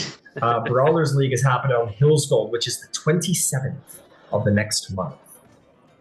Remember that Kiljaya is working with us on that. She will be so angry if we do not keep her involved. All right, so we've got the dates and all that. So Brawlers League will happen before the day of challenging, and then we'll find out when the delving is. This sort of would suggest that for the next 6 weeks or so, we need to stay in or around Emon. Well, that begs the question of how do we want to get to Whitestone? Because I prefer not to walk. I was, I believe, ascending towards Miss Trickfoot and seeing if they could get me a sigil sequence for myself and Nyx to study. Oh, If I they love this can idea. send that to us, then by the end of our time here, we can simply gate right over there effectively. I really like this idea. I am absolutely certain that Aurora and the folks here already have it. Then I'll Because ask Aurora then, I guarantee you the Coinmistress isn't walking. You're probably right. That would make sense. Oh, yeah, no. Oh, goodness, no. I can't imagine. And it would make sense after all this time to have actually had. Yeah, no. So there must be. Yeah. So if we could do it that way, we have about 2, maybe 3 days worth of things to do in Whitestone. But if it's just like a 3-day thing and we don't have to spend, the 3 weeks getting there, 4 weeks, I think, a long time. Take That's the something 6 that we weeks could do here in to all this time. properly Yeah. rest up and prepare. That seems like a reasonable approach to me. So we can just do Whitestone at some point in the next month as it works out. Is that what we're suggesting? Or are we doing it at the end of the 6 weeks? I was thinking after we wrap up all of our time here, we can simply Very go well. there. All right. So challenging Well, Whitestone. how critical is that material in Whitestone? I really wasn't clear. Well, I know that there was an ask to please come visit, and there was some. tell you what, let me actually do this. Glint's going to cast sending to, I guess, to Pike Trickfoot, since they've met now. Sure. Yeah. Hello, Pike. It's Glint. Happy to help with your request. Can we meet in 6 weeks? If not, all right. Let us know. Thank you, Glint. Cool. You get a response back pretty quickly. It says, "Hello, Glenn. I'm not sure I'll be here in 6 weeks, but I can make sure I am. No problem. It was just something for you, so take your time." Glint will cast another sending, as not to overanalyze. Would you prefer sooner? If time critical, we'll make it happen. Just let me know. Thank you. Have a good day. She says, no, time's not critical. Take your time, whenever works. But it is helpful if there is a scheduled day, because I'm busy a lot of the time. All right. And as a powerful wizard with many spell slots, I will finish this next conversation with Just another one of three sending. of them. In that case, let's say 6 weeks. See you there. See you then. We'll get the sigil sequence from Alora if possible. Talk soon. She will say, I'll mark it on the calendar. Toodaloo. And Glint, after a brief moment of telepathic communion with the Beyond, will kind of tune back into the table. He's floating in the air, eyes rolled back into his head. Scheduling. Just open my third eye to access the interstellar calendar of the Agreka Tukolshik. Hello, friends. We have a date set in 6 weeks. It's all good. Okay. Okay. Wasn't there also some portent? Yes, there is. Okay. We were sent, Zarvolg and I were sent to speak to Lord Percy Rollo by Gloria Ios. Well, I can't say I have met Mr. Percy. So you're a bit out of luck on that front in terms of who I can send to, but if you want me to do a fourth one, I can ask about it. Well, apparently Pike's just there at the moment, but she'll also be there in 6 weeks whenever we have a agreed upon date. Are we supposed to check in with Alora? Maybe Alora could just get us the sigil and we can go sooner. I will remind the party that your contract about gaining special rights and accesses pertains to your ability to work with the Tal'Dorei Council. They're not just handing things out for luxury purposes. I mean, we are sort of working with them, but all right. No, I understand. You are working with them, yes, but it's like, think of it like MI, like James Bond, right? You give him cool shit for his missions, not for going out and slaying hot ladies. Yeah, I'll follow up with her and see about maybe the sequence, but perhaps the easiest thing to do, since we know that we're going up in 6 weeks worth of time, we send a letter to the Coinmistress that she can take back to her husband when she has the opportunity. Asking if there's any work or something. If there's something like that there was an ask for you two to visit and speak with him regarding whatever the particulars that you've got on that, and say we're already planning on being in Whitestone in 6 weeks time. Is that a convenient schedule for you, or are there pressing things? Yada yada yada. I'm going to say that you receive a sending, Glint, because I believe clerics have the power of sending, if I'm not mistaken. They do. You're gonna get one of them that says, I don't think we really need to wait 2 months for this. Unless you want to really badly, but I can do it this way if you want.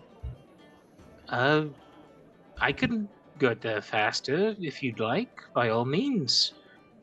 Or through sending, whatever is good for you. All right, you receive a second sending and it says, I spoke. She doesn't say that. She says, I prayed to Sarah about you, Glint. And she told me your path to forgiveness starts at home. Return to Craghammer. You are needed.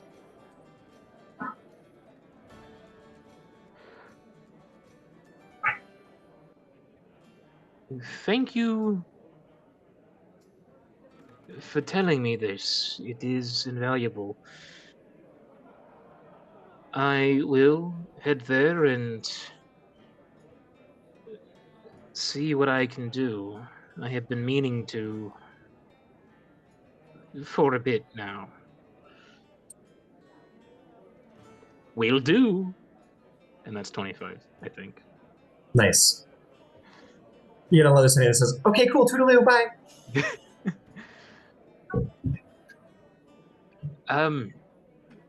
Sorry, I just got a return communication. She responded to my text. I've been asked to go to Craghammer and touch base with my family.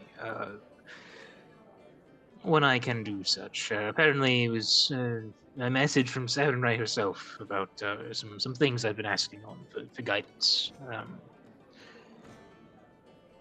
So that is going to take some precedence in our long-term plans, at least for me.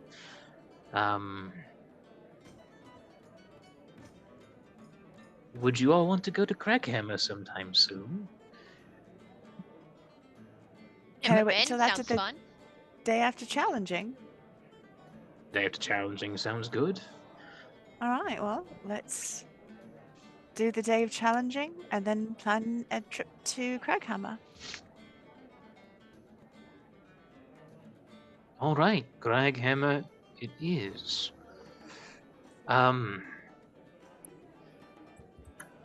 At some point, we'll want to get to Whitestone and Singorn. Right, I'll see what sequences are available for me to pick up. Some of them we might have to hoof it, but that's fine. We have horses. I do have That horses. I do need to point out, you will officially need to start paying for stabling because Emma's been putting up the bill for months, and it's officially time to I put up the thought bill. we'd been paying them. I thought, Yeah. I honestly thought that we had been paying for our rooms and our stables the entire time. No. Can we do that then? Because Yeah, you could. Yeah, Yvaine absolutely. would never take advantage like that, ever. No, I think it was insisted that for a while there was insisted that Emma put you all up, and I think it ended up being that Ember was like, "I'll handle it. Let me deal with it with her." So she's been like making the rousing spark, available for you guys for your housing of horses and such. But yes, now it's time to start stabling your beasts. Absolutely. And I'll get you the price on that soon enough. Okay. It's not That's too easy much. enough to manage. Yeah, it's not that expensive. It's not too much to manage. But yeah, please proceed.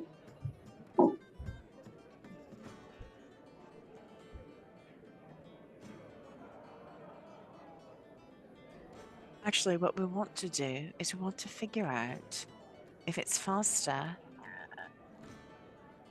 to fly and go over land, or whether it's faster to go on horseback with Zarvolg. And that's probably, I'm probably not the person to make that calculation, Right. but I know well, we should make it.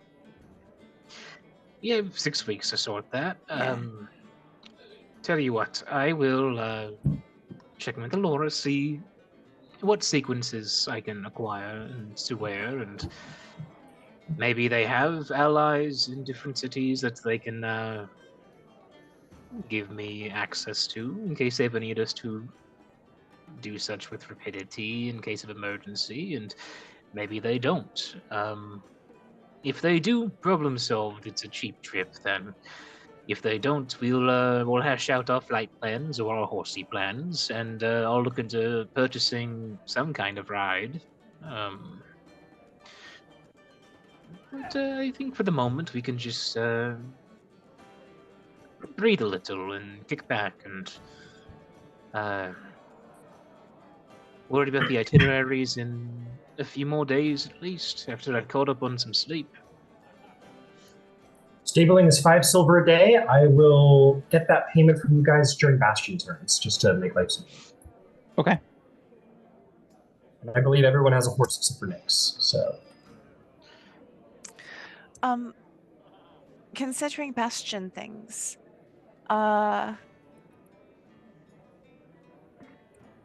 So, Yes. well, no, I'm talking to like sort of the group and all.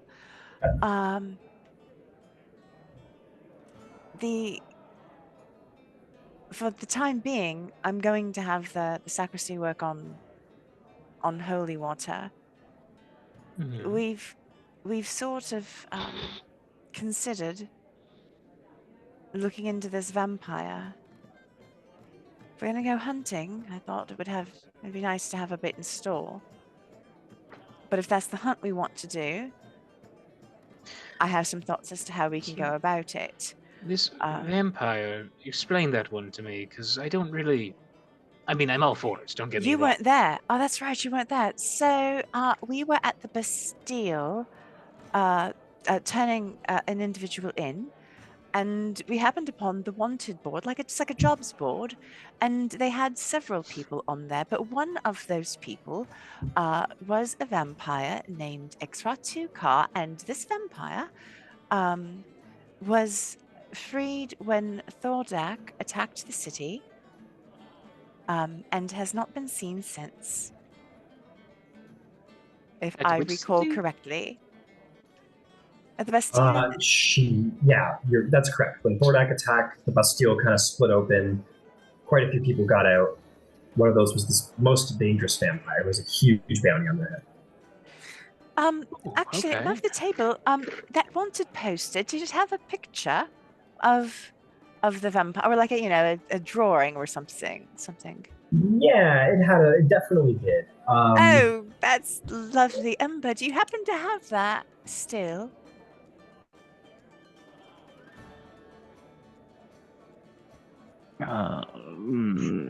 Probably.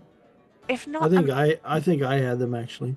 oh, all right. Well, so I have thoughts on how to hunt this individual. You want to know what she looks like really quick? I do, please. So you look at the picture, it's a headshot. It's definitely like one of these cowboy wanted pictures. It's black and white.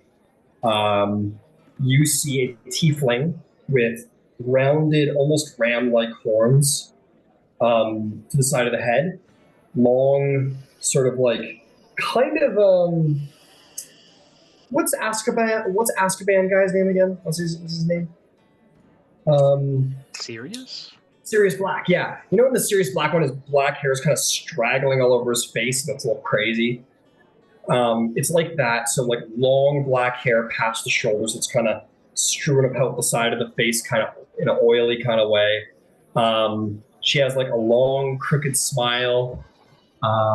She has scars all over her face with an eye patch and one just like pupilless eye. What's the reward on the bounty? Last time you checked, which was a while ago, it was 22,000 gold pieces. Oh, wow. Yep, she's pretty, and it says on the thing, wanted dead or alive for mass murder, assassination, blasphemy, violations of the truth of magic, forgery, treason, prison escape, and jaywalking. Approach with extreme caution. Say jaywalking? It did say Yeah, that was for me. That was for fun. That wouldn't be That's where the 2,000 of the 22,000 comes from. It's jaywalking. Of course. So this individual has a history, right, Glint? How would we look up this individual as a person?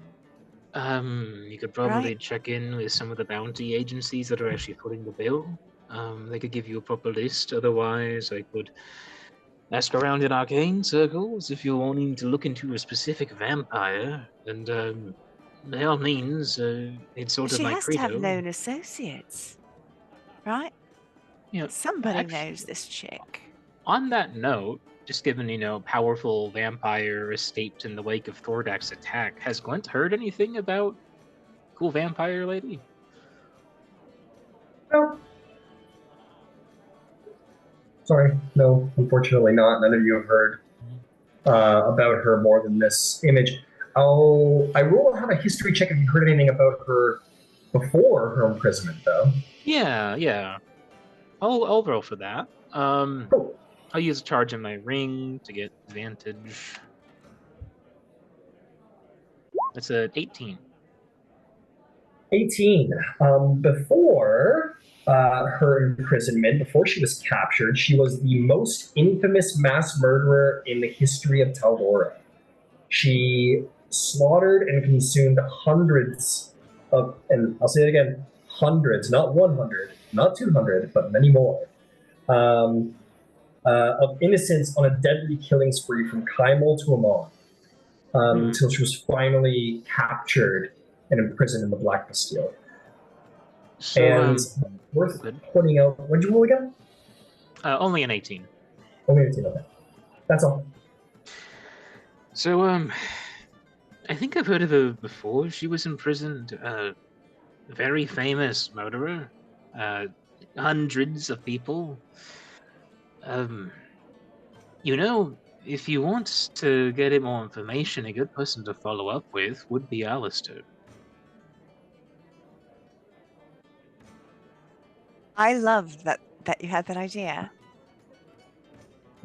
Did you want to do it, or do we want to do it?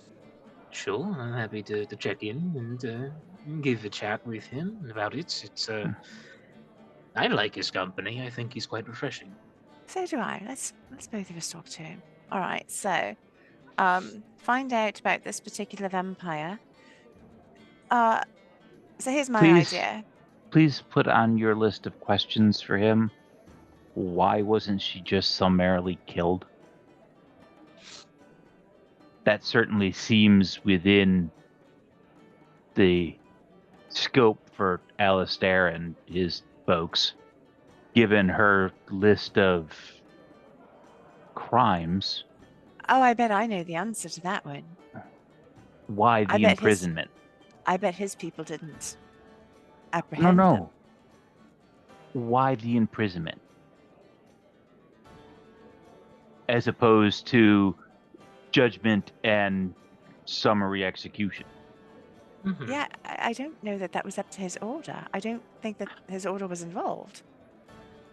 But that's it doesn't matter whether his order was the one who was involved. That's the question. Why not? It's a curious Why the question. imprisonment? Mm-hmm. And I'm going to suggest that we fix that ourselves if we think we're up to the task. It's actually a very good point. That is a really good point. It's about the bounty itself. I would say that there is an increased reward for alive, probably. I would say that the reward, it would say like 22,000 for dead, and then like, I'll give you a number in a little bit, but there would be like probably a significantly increased number for alive. We could always ask that the Alistair person. No, we can't. And Alistair will have an answer. It is actually a really good question. You're not going to try to rehabilitate a vampire. I don't suppose that's a thing that's really a doable thing. So, what did they know? What did they have access to that was so important that keeping them alive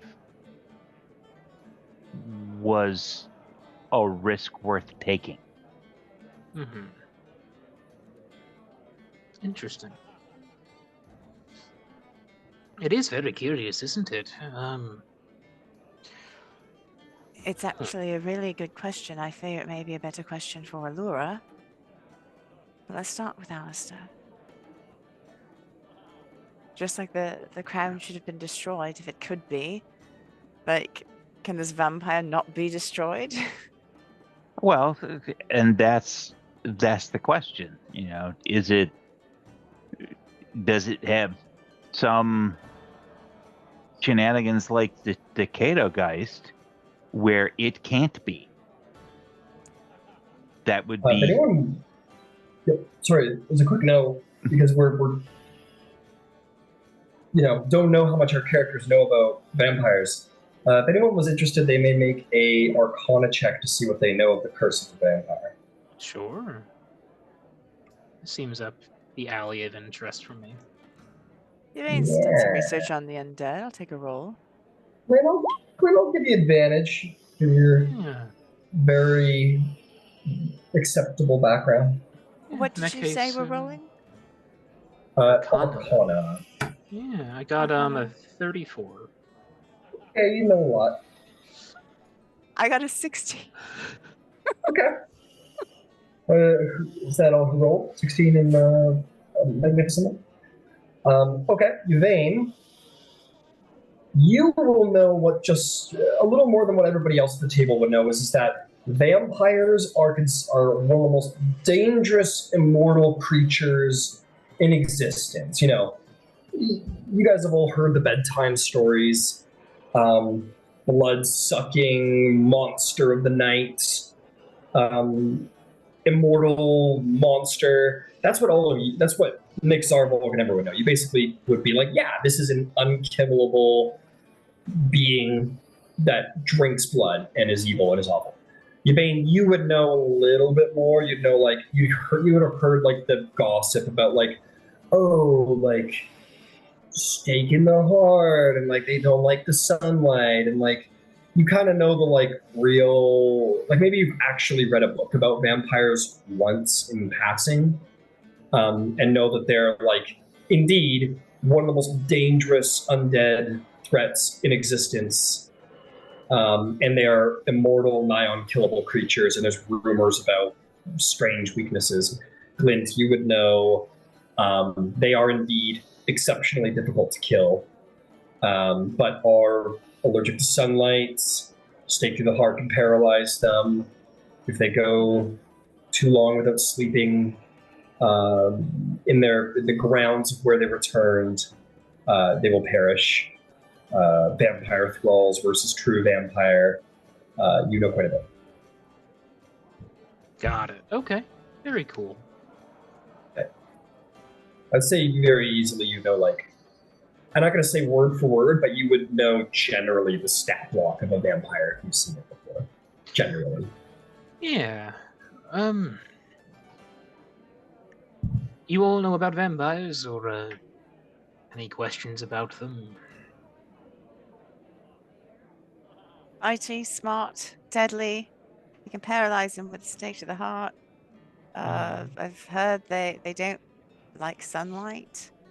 But a lot of immortal doesn't like banshees and specters, and none of them like radiant damage. I've noticed.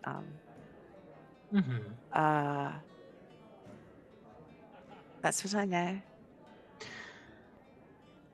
Right. Those are sort of the broad strokes then. They do effectively live eternally. That is correct. Most of them have specific tics or compulsions that are sort of baked in over all the years. It's almost a caricaturization of who they used to be in some respects, I like to think, in that regard. Where they have obsessions. They can typically charm people in close proximity, so that's very dangerous. Powerfully undead, of course. Oftentimes have minions, thralls, underlings, lesser vampires they've created. We can have to do with other vampire assassins that are built by a super vampire serial killer. That's sort of concerning, but interesting. Well, I'm sorry, what? What? Well, look, I'm just saying she could probably make all sorts of little spawnlings, just with a bite and some time and a bit of process. And if she is one of the most prolific murderers the entire region or continent has seen, then chances are she has some little baby murderers in her wake as well. Charming. Yeah, maybe she, nibbles on other serial killers. Who knows? What's the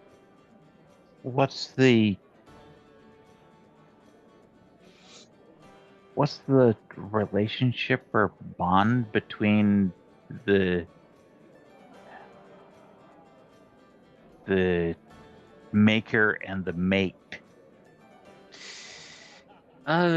from my understanding, from the outside looking in, and what I've read and studied, typically supernatural sway and control. Those the vampire creates are bound to be loyal to the vampire. As a fun little side note, but I'll say that you learned most of this from Alistair himself. Like while you guys were shooting the shit, maybe. Yeah, I can see that. I'll throw that into your history check. I'd say somewhere in those conversations you would have learned that Alistair is like, he's hunted vampires before. Mm-hmm. He's been down that road a couple times. Yeah. I've gotten to read up on them a little bit, but honestly, Alistair's the expert. He's actually undertaken some hunts, and both directly and by his order, he's actually dropped a few of the things, by my understanding, or at least chased them down for quite some time.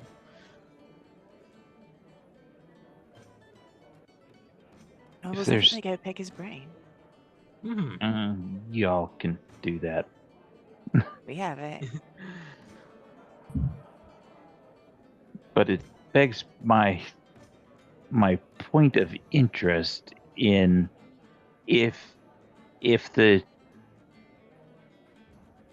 relationship and control is, you make it sound like it's pretty ironclad. From what I've seen, yes. And it's can it happen at a single feeding? Because if this creature is that prolific, why wouldn't it have made spawn out of every single meal that it had? I think typically, and I could be wrong on this, the process is a little bit muddy, and for instance, I don't even know how a true vampire makes another true vampire, but I do believe they have to drain the victim entirely and then typically bury them, or at the very least make sure they are fully deceased. Then they'll rise up after a certain point. I believe it's not immediate. It typically takes some time, some passage of days. I know it varies a bit from culture to culture and with different hunters, but sometimes those that are the victims can be burned before then, or the body handled in other means. And typically, if you find someone entirely exsanguinated that was just sort of laid out in an alley, you're going to sort of handle that, right? So it takes a little bit of process and a little bit of time to be able to do so safely. Okay. I it's not my area of expertise. I'm just asking questions, because if you can generate a large force of regenerating, supernaturally potent hunters exactly that are, assuming that there is, a low a low empathy, a low care for those minions, but they can be effectively, ablative.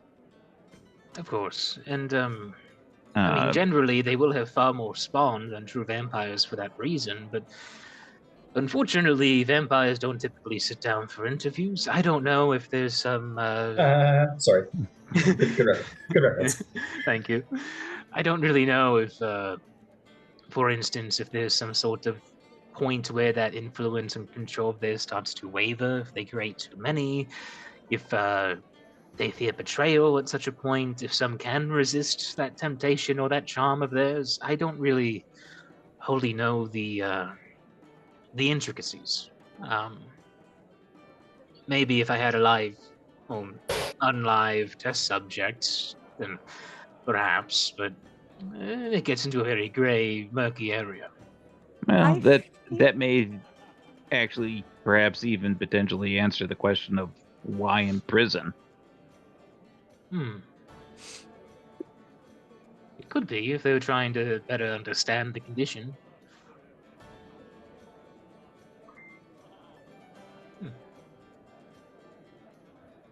Interesting.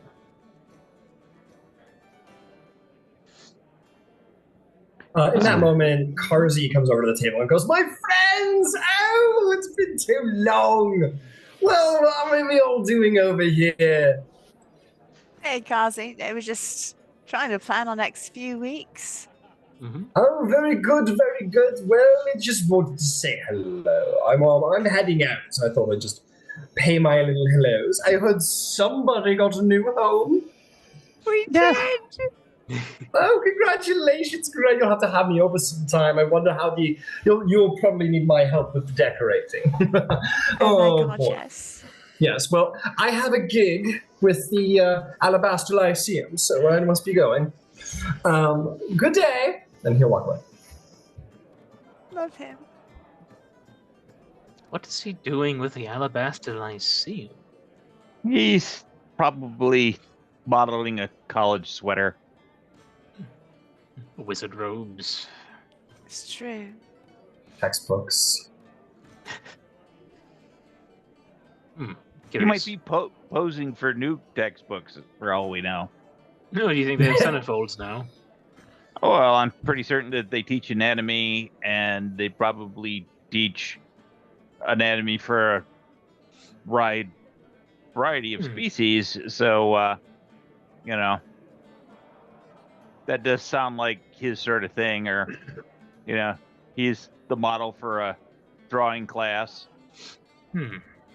Interesting. That also would Absolutely. seem to be something right up his alley. Yeah, of course.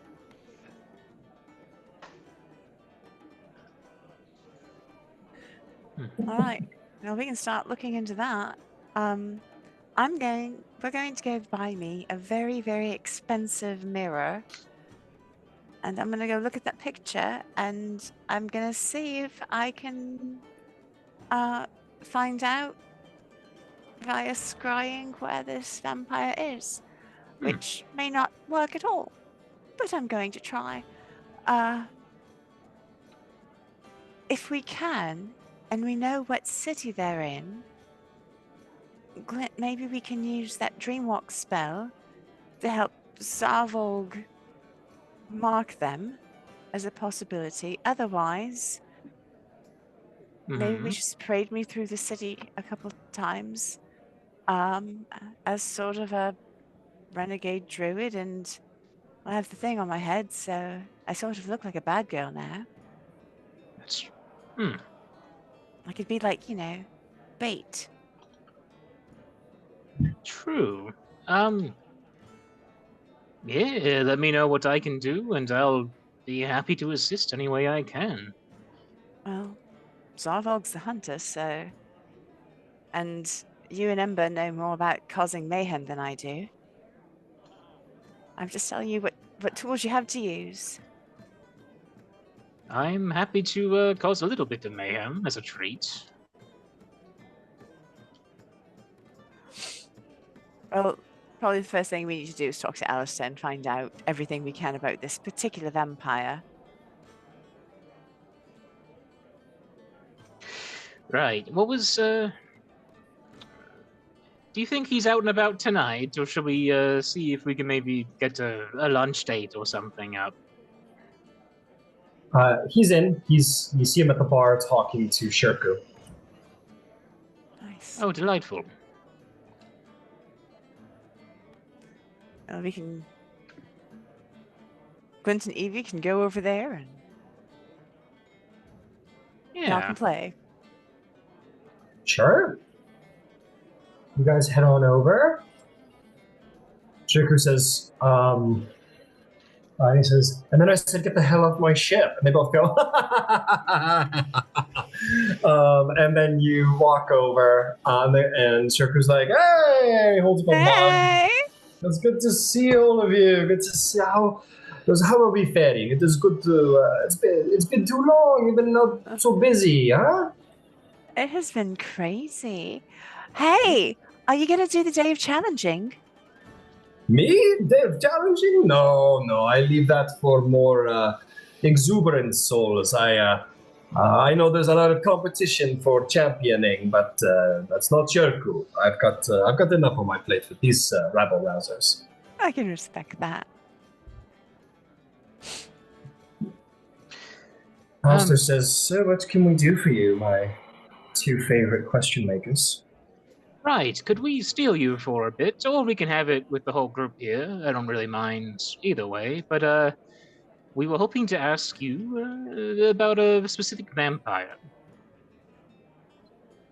Oh, and Shirku says, and that is where my area of expertise ends, and Alistair's begins. Alistair says, yes, at your good slaying, I will take your help any day.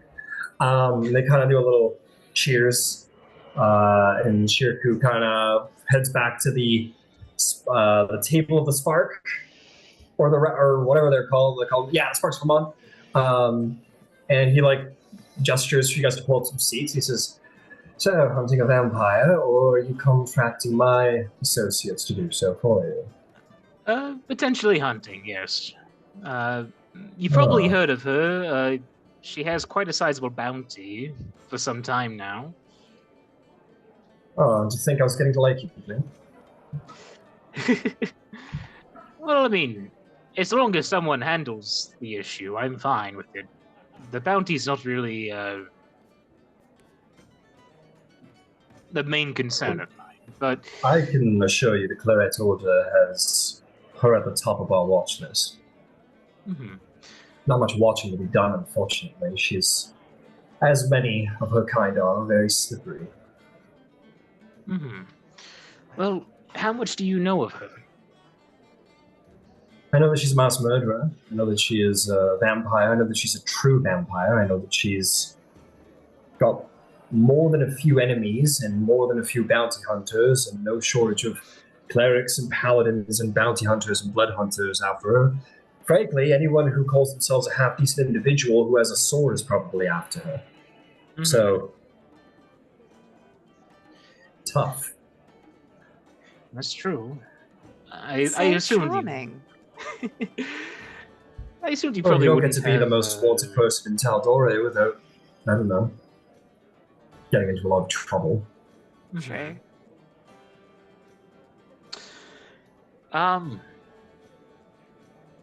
Any other rumors of late? Have there been any sightings? Any vampirings about, I guess? I can tell you what I know a little bit. I know two things. First and foremost, I know about the circumstances of her escape, according to the guards at least. Mm-hmm. She didn't escape because of Thordak, which is, well, news everybody knows. Oh, in fact, she was still bound and locked up when everything happened, when Thordak came to town and attacked. Really? So you think it was something of an inside job then, or something? I don't think so. I mean, I don't work at the Black Bastille or anything, but it is the most secure prison in all of Tal'Dorei, and they don't keep just anybody there, as you well know. Mm-hmm. They only keep the most disreputable, hardened, well-connected monsters in all of the rogue that probably more deserve to be put down than anything. So, no, I don't think it was an inside job. But I would be amazed if they could do an inside job. They thoroughly check their guards, divination magics and such, regularly. It would have to be a pretty big operation, and from what I tell, she was there one day and gone next. They simply, there's no trace of her. They came up to her door. Let's see here.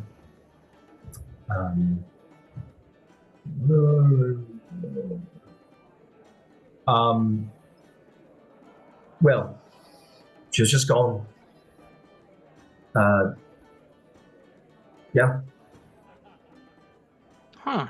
And if I might ask, a friend of ours raised a fascinating point. Do you have any idea why she wasn't just killed whenever she was captured?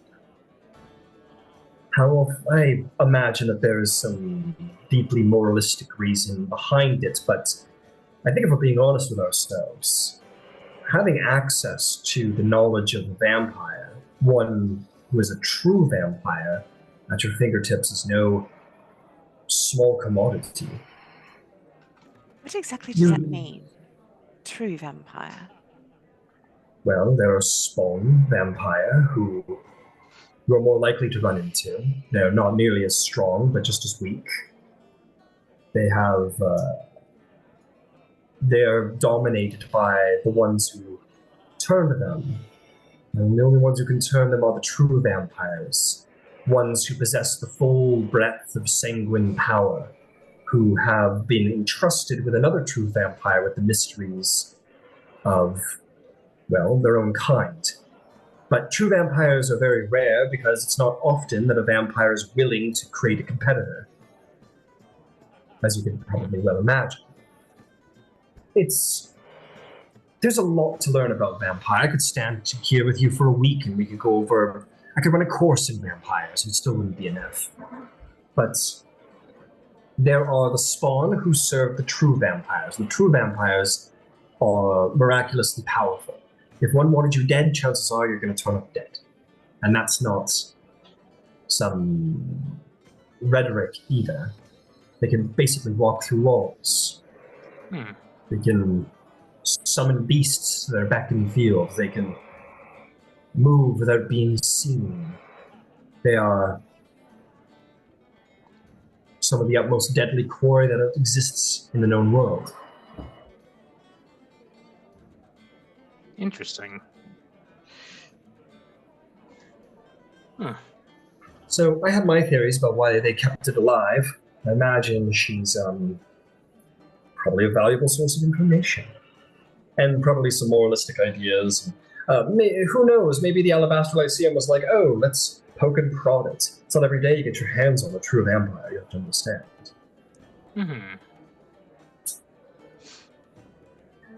What do Yeah, you... that'd be terribly risky. Well, clearly, she did escape, but... I would think of anyone you would understand, Yvaine. You like your books and understanding things and knowledge and whatnot.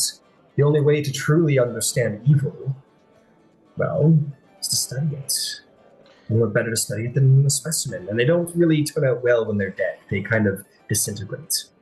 So, remarkably difficult to study. Oh, I don't disagree. I understand how that could all happen and the reasons they could have for doing it. It's all very curious, I suppose. It is curious.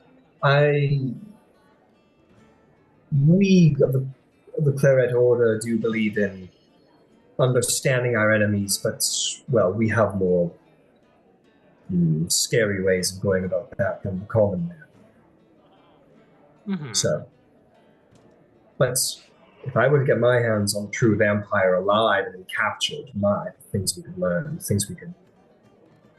powers we could possess. It's staggering to even think about. Well, I guess I see why the bounty's so long-standing. It's probably so long-standing because they don't fucking die. Exactly. Have you looked for other murderers that operate on a similar method? She was extremely prolific in her day. A similar method? You mean basically slaughtering anyone in your way, drinking them dry, and ripping apart anybody who gets in your way because you're just strong enough that you're literally a one-man army and town to town until everyone's dead? No, I haven't met a lot of people who do that. Well, I was going to go with messy, but that also definitely paints a firmer picture. You can pay to be messy when you're pretty much all-powerful, at least to the common guard. Are there any cities that have a similar epidemic of missing people? Not in the way that she used to do it. There's a chance that she might have wised up, though. She was in prison for quite a while. Who knows, maybe she was partially rehabilitated to reasoning, oh, maybe I shouldn't go town to town drinking the blood of everyone I see and slaughtering everyone I see. Someone might turn up who can deal with me. It does sound like she probably changed her tactics, otherwise she would have been caught again relatively quickly, potentially. That's true. Does make it hard to figure out a good starting point, though. One thing I Maybe- can't reason out is how they possibly escaped the Black Bastille. I wasn't allowed within, but I was certainly given a breadcrumb of the magical enchantments they hold in there to keep their inmates contained. And I have to say, they're some of the most impressive abjurations I've ever seen. Even for a vampire, it seems impossible. Would you say it would take something of a miracle? I would indeed say so. I know perhaps what you're thinking, Glint, but I don't think necessarily that's what happened. I do imagine that she got help of some kind, somehow, some way. I'm likely incorrect, and I'm sure, but whenever we were being tailed by the Kadergeist,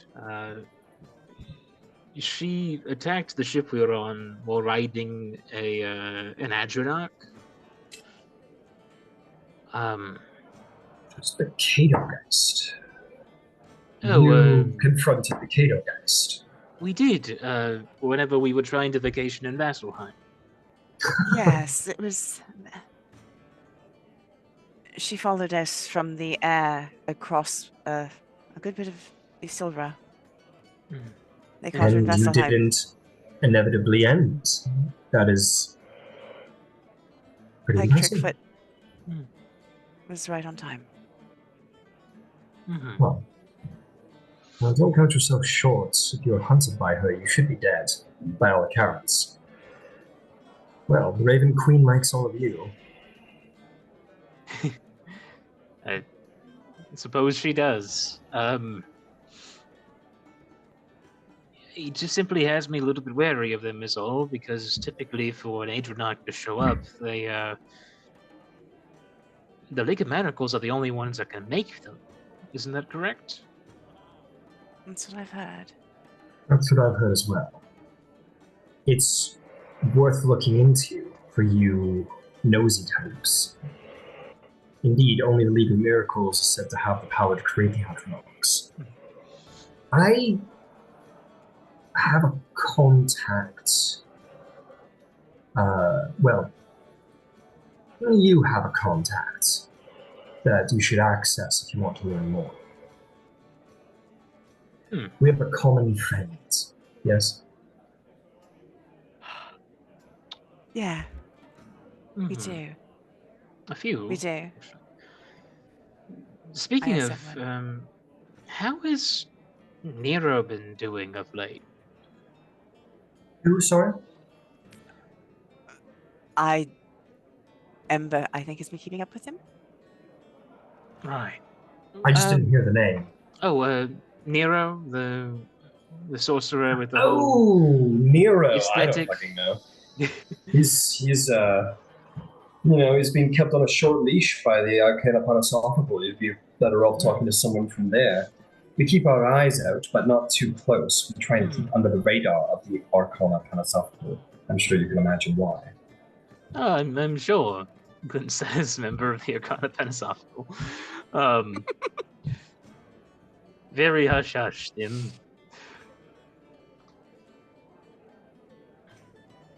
Well, we'll do some I will additional say one more thing. I did hear one more thing that will be of interest to you if you want to get started in the vampire hunting business for some reason.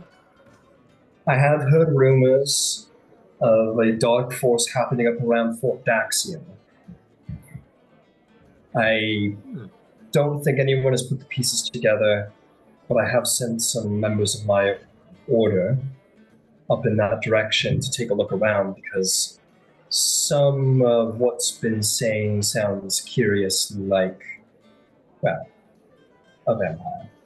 I don't know for sure. It's a guess. I am not even 50% sure, but it's worth checking out. I don't like the word dark force. Words, excuse me.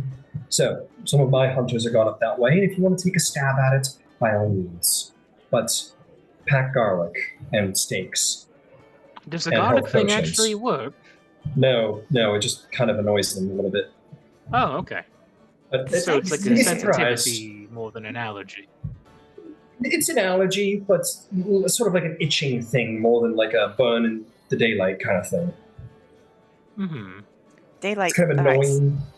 Stakes, daylight does work, alright. Amulets of the Dawn Father tend to piss them off. But like I said, piss them off, not necessarily scare them or anything. Pack a lot of healing potions. Mm-hmm.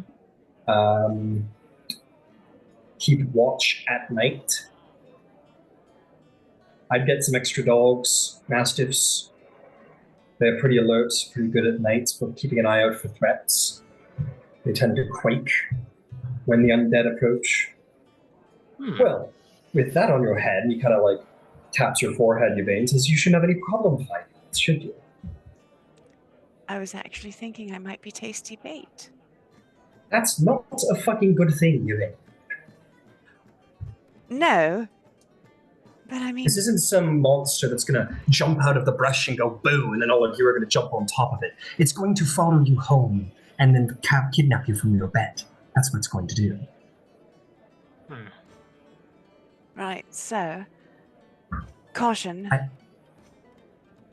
I genuinely do not recommend making yourself bait. It was the last resort, but... These things Noted. are... The thing to take away from this, unlike many of the things you've probably faced, is that they are wicked smart. They've been around for a very long time. And though they might be drawn to that little mark you have on your head, it does not mean that they're just going to become casual fools. It will begin to obsess over you. And that's not an obsession you want. Trust me.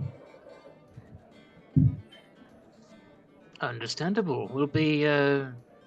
We'll exercise the full caution in Noted. however we sort it out. Noted. I'd get right with the Raven Queen before you go. That was always the plan, actually. Glad to hear it. If there's anyone you want on your side going up there, it's the Raven Queen. You don't want the goddess who hates death turning a blind eye to you. Understood. If I might ask, how many vampires have you hunted? You really can't count.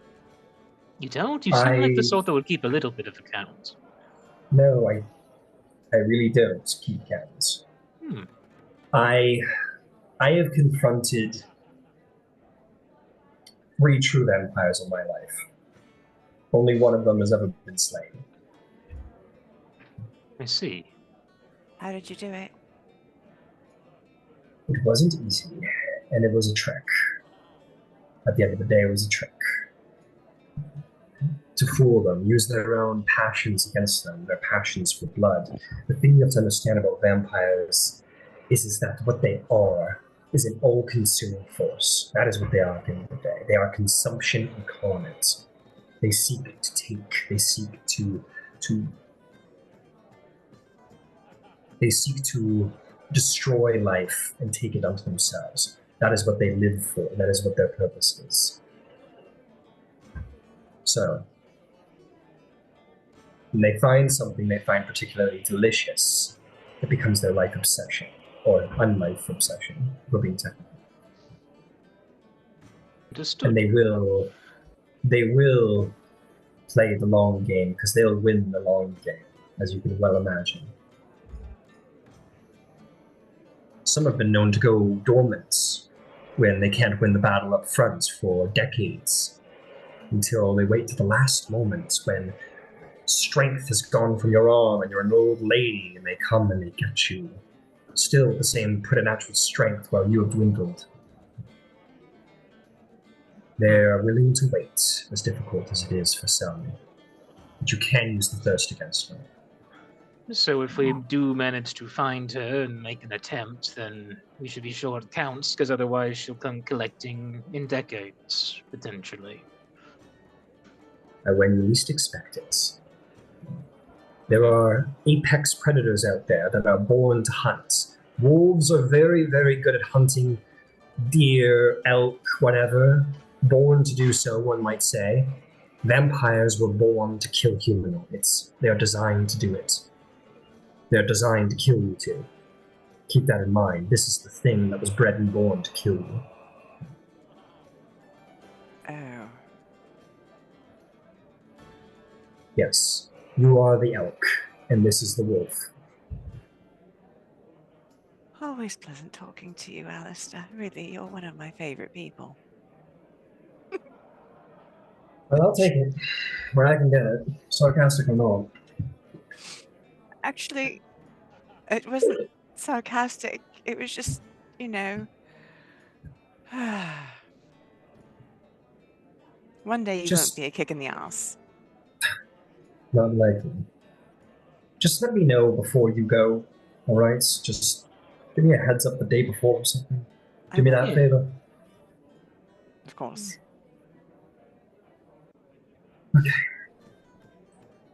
And he kind of pipes a drink back, and you might see a side of Alistair that, like, passive insight would give you a side of Alistair, like, yeah, he's a bit of an asshole, but you do gather that he does seem to take responsibility for people. And it does make him anxious and stress him out that you're going to try and do what you're going to do. Mm-hmm.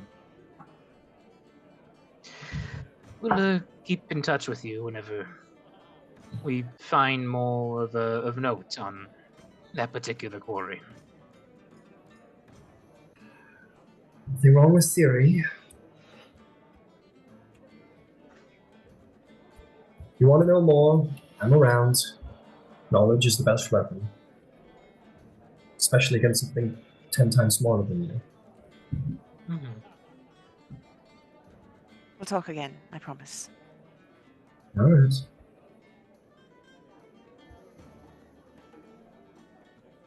And so yeah, she'll take a drink and head off back to the group. Okay. What is Zarv? Oh, you know what? It's getting to be that time. Why don't we take our break and we'll see what the others were up to, if anything, and carry on with our week. Sounds good. Yeah, let's take a little break. Be back.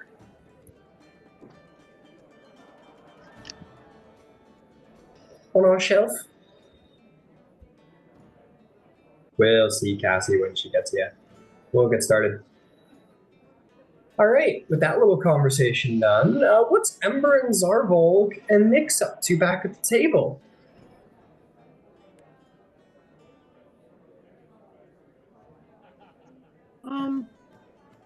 I don't know. I don't have anything particular in mind.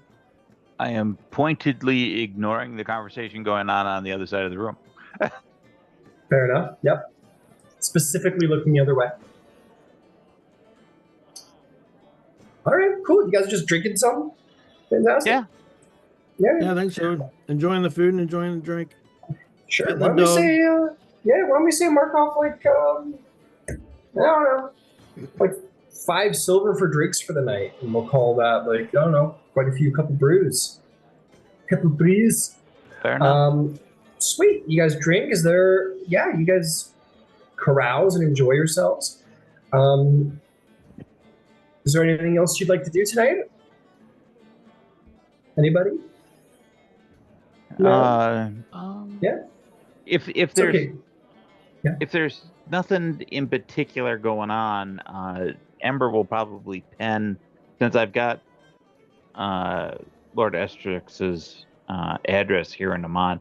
I'll probably pen a letter to send by courier in the morning. Just Sure. Apologizing for being out of town. I'm back. I know that you were interested in us looking into the Thordak delve. Do you have any idea what the timing is onto that? In about 6 weeks or so, we're going to have to be out of town again. So, if it's something that needs to take place before then, make sure that we get that on our docket accordingly. Sure. Yeah, you pen a message and you can have that sent off this very evening if you wish. Yeah. Okay, cool. Sweet. And hopefully you'll get a response from at least his estate by the morning. Beauty. And so you did. One thing for Glint, because if this is, do we want to be doing bastion turns on this day, or is this something just throughout the week? No, I think we do. I think we do bastion turns at the end of the week, because this is the first time you're getting your bastion. Mm-hmm. If you wanted to assign an order for the week, feel free. Mm-hmm. And with the bastion, because I'm kind of going through the little bastion stuff on my end.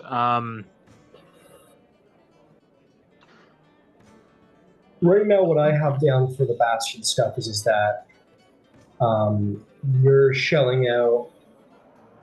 Well, you're beginning the process of trading goods. Mm-hmm. And we're going to see how that goes at the end of the week. Okay, and then on bastion orders, because it says on bastion turn, you can issue orders to the special facilities in your bastion, or issue the maintain order to the entire bastion. Do you do only one order to a singular facility each week, or do you give orders to each facility? I would think that you give them to each facility. I don't think it makes sense giving more special facilities if you can't order all of them. Yeah, that makes sense to me. Yeah, to one or more of the bastion special facilities. So, okay, tell you what. Why don't we, let's have a bastion turn right now to issue orders, because obviously we're not going to get the results of those orders this week, but that will be different going forward forever. So let's get that out of the way. I'm going to put forth what I have down so far. First and foremost is that the storehouse is seeking trade goods for sale as of right now, acquiring goods, which will be either 2,000 or 1,600 gold pieces, depending on your presence, Glint. The greenhouse is harvesting potions, and the garden is making food and decoratives. Sweet. Is there any other orders the party would like to give to your bastion, to the other facilities? So I know the workshop can theoretically start building stuff. And from what I can see on the workshop, because we have it at the baseline, we haven't upgraded it, correct? Yeah, it hasn't been upgraded. So it's at 3 hirelings, technically, in terms of whenever it makes progress on crafts. Let me go take a little think to make sure. There's supposed to be 3. Yeah, there's supposed to be 3 hirelings in there. Caught me off guard. We'll say that those 2 were just out for the day, but they'll be in there. But yeah, the 3 hirelings are there, and if you ever want to enlarge the facility, you will have to wait the time for it to become vast. But yeah. So right now it's considered. Yeah. And they can craft any common or uncommon item on a specific table of magical items, if memory serves. On the implement magical item list, so long as, of course, you have the necessary tools bought and purchased in the place. Which reminds me, could I get a reminder of what you had installed in there? If you guys have it handy, if you don't, it's fine. I can go see it later. I think it's in the listing for Facebook chat somewhere, but I would have to give me pull a that second. up. I can find it in like 2 shakes of a lamb's tail. Perfect. Thank you so much. Sorry about that. God. So do you want a minute with that then, Glint, or do you know what you want to issue the crafting to start? Yeah, so I'm going over the rules on it to kind of clarify on my end. So common or uncommon, in the implements table. Yeah, and on the implements, from what I can understand, whenever it comes to making magical gear, at least, they're counted as being proficient in terms of having the tools on hand to make it, as well as Arcana proficiency. Your hirelings are capable in the tools you've put into place. Okay. And then if I wanted to craft something on my own on a week that Glint isn't directly overseeing trade house stuff, they could also assist in any of Glint's projects and speed up things that way. Okay. Yeah. I think in that case, Glint would just want to be able to spend at least like a little bit of time in the workshop, just kind of getting acquainted with it, to be able to take a short rest in the workshop. Okay, may I ask to what end? Oh yeah, so if you spend an entire short rest in the workshop, it has the feature Source of Inspiration, where you gain heroic inspiration. In terms of roleplay reasons, Glint would be actually spending time in the workshop, getting used to the different people there, kind of figuring out how versed they are in the arcane, and probably going over some of his plans for a dagger, an enspelled weapon specifically that he plans to make. I have that list. Okay, perfect. Let me grab it from you now. Go ahead and read them. And Glint, I want you to verify carpenter's tools, wood carver's tools, leather worker's tools, weaver's tools, glass blowing tools, and tinker's tools. Does that sound correct? That sounds correct. Okay.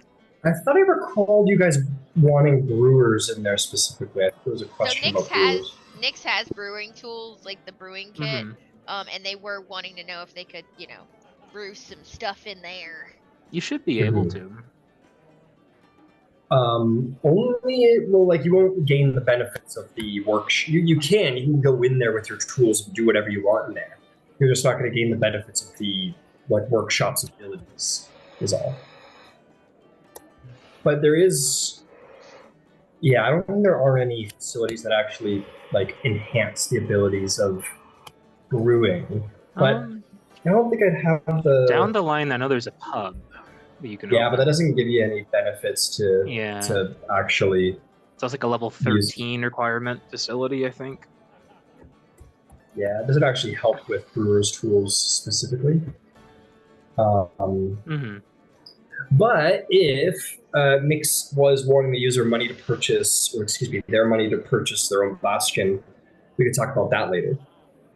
Figured out you want to do that. That's entirely possible. But yeah, for the time being, you could go in there with your tools and do whatever you want. Absolutely, it's just you won't gain the benefits of the actual facility. Okay. Okay, cool. So let me get specific here. I just want to get the thing out of the way. I want to get the actual what we're doing out of the way. So I'm just going to go down the list of all of the items. So, armory. Is anybody issuing a trade order for the armory, which would cost 100 gold? No. No. Okay. You don't even have any guys anyway. So moving on. Do you want to recruit? Costs no money to recruit. No. No, just I mean, unless Zarvolg wants to, but we're. So, do we not want to have defenders in the barracks to confirm?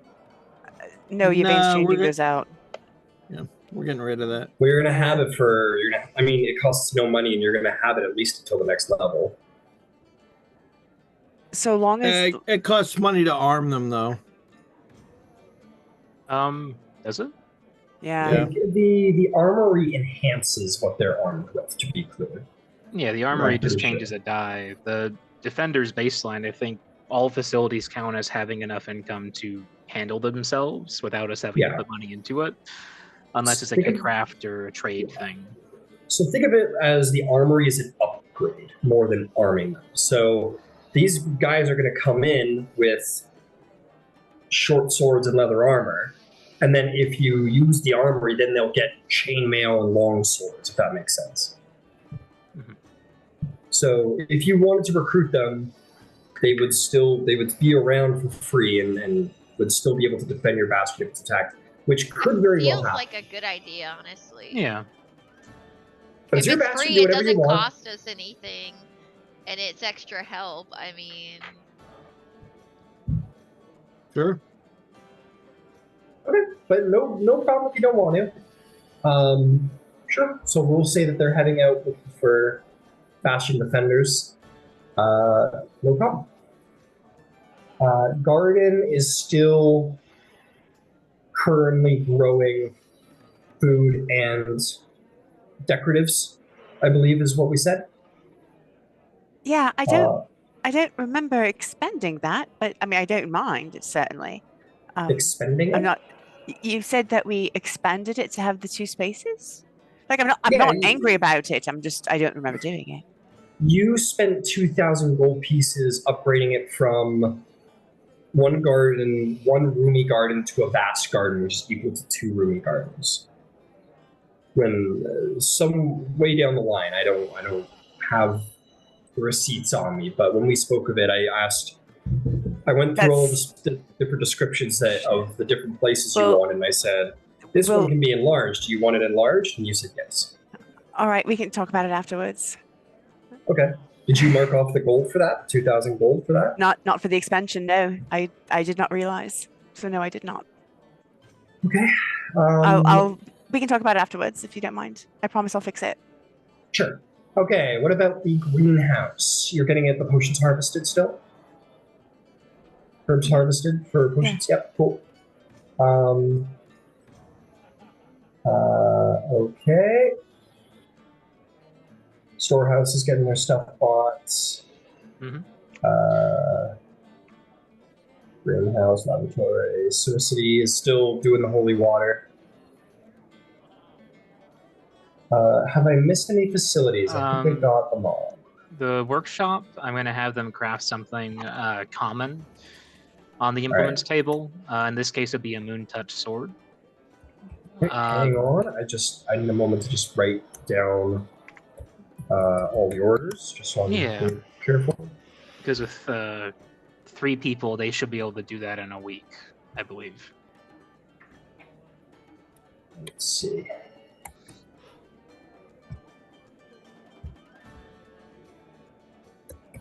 Supposed to be water, fruit, garden, food. Take a look at your workshop now. Workshop. Craft magical items. 2% of episodes to require craft magical items. Share common. Time and money spent. Yeah, it shouldn't be very hard. You're getting a moon touched what name? Sorry? Correct. A rapier specifically, eventually for skeletons to use. Got it. Moon touched rapier. And that should is it on the cost... implements table? Yes, it is. It seems to me that the tables are completely random. I don't know about you guys if you've looked at them, but I go to the relics table and it just seems like a jumble of random items. Yeah, as far as I can tell, implements seem to be items that have a more active use rather than a passive bonus to things. But it does seem a little bit all over the place. It does. You'd think it'd be themed, you know? Mm-hmm. Yeah. Oh well. Yeah, sure. Fantastic. Moon touched is on the way. All right, and so that should cost 50 gold to craft. Is that correct? Let me take a peek here. Hang on. That should cost 50 gold to make. Alrighty. Facilities tools required. JC, crafting magic items, time and money must be spent. The item allows the user to cast any. If the item allows the user, you must craft the item yourself. Oh, wow. You must have all those spells prepared. Facility has the tools required to craft the item. The item does have a smithy, so you can make it. Very cool. You would also need to add the price of a rapier to. Well, you just go. Yeah, you have to add the price of a rapier to the expenditure, and I think a rapier is 25. Yeah, Glint could make one if it would help as well for them to enchant. Yeah, if you wanna hold them off and make your own rapier, and then do it, you could do that. Yeah, I could literally just go to town and buy a couple pounds of iron and fabricate one. Iron rapier. Yeah, I guess they're made of iron. Yeah. Yeah. Cool. Yeah, if you want, sure. Yeah, go. Do the book here. Hang on. What does a rapier weighs? Rapier weighs 2 pounds. So you just need to buy like a 2-pound ingot, I guess. Mm-hmm. Trade goods, trade goods, trade goods. Just looking for the trade goods section. I believe it's 1 silver per pound. 1 silver a pound. Okay, yeah, mark off 2 silver. Yeah, I'll take it.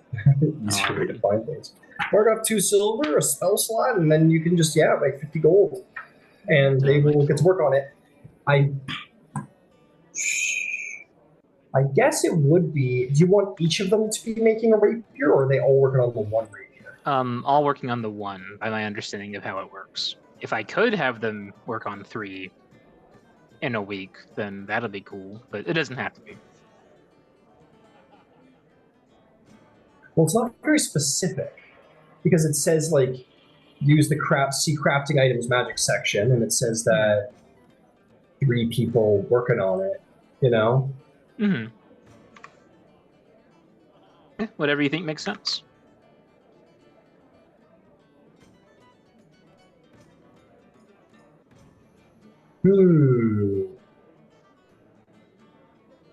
Hirelings, 3 additional items.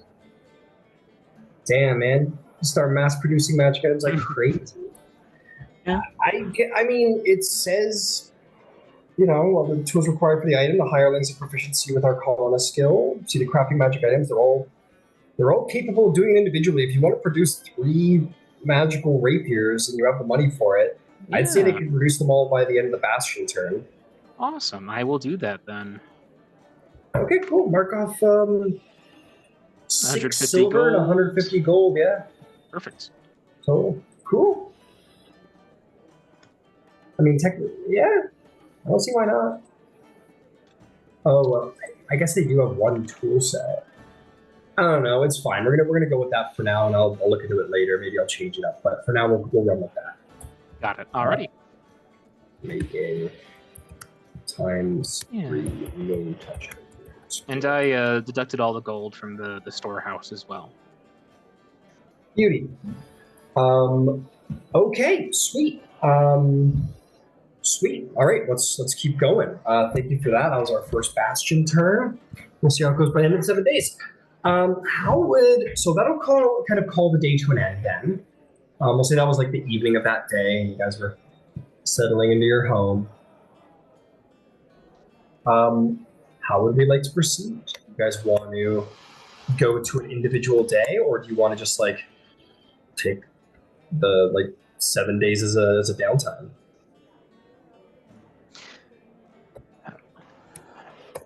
I mean, Glint's mostly going to be busy with the trade and sale of goods.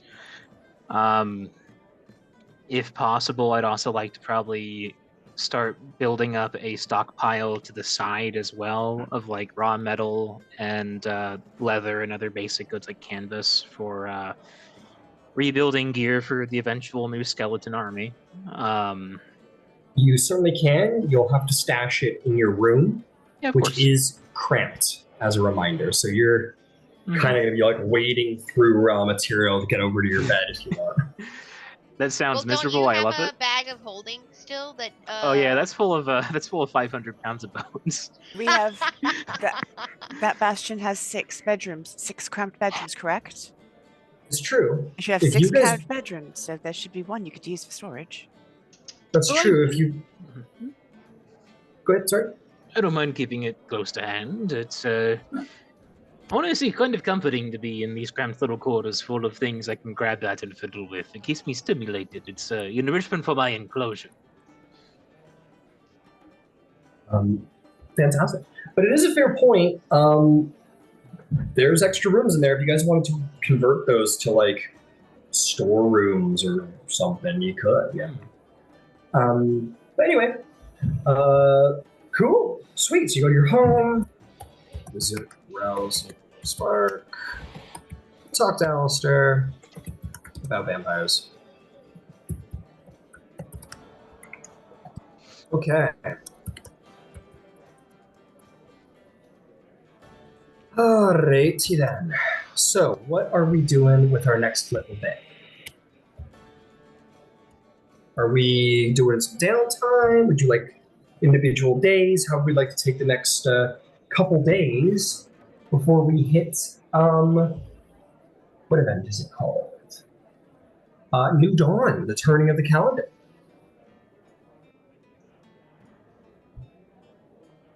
Yvaine needs to go to the Temple of the Raven Queen, but otherwise can work in weeks. Okay. So I'm going to say it sounds like people don't have a ton of individualistic things they want to do. So why don't we Nyx just... wants to brew, but that takes time, so that can happen in a week. You can just be like, oh, they brewed. You know. They brew. You should have been a dwarf. But absolutely, you can definitely make brews. Let's get into that then. Let's wrap up our year. Year. Let's wrap up our year. Okay. Sheet. Just getting my timeline settled in. So 3, do. Okay, we're gonna say that's on the 27th. You guys just had the 27th Benscar. Beauty. It's fine. Okay, let's have a little 5-day downtime, and we'll just have the bastion turn at the end of all of that, the day before the turning of the calendar. Okay, you guys have some time. Oh my god, that's all in caps. It's gonna, sorry. Yelling. Yeah, go to Craghammer! Pike toes, let's go. Craghammer. Okay, guys, what do we want to do with our...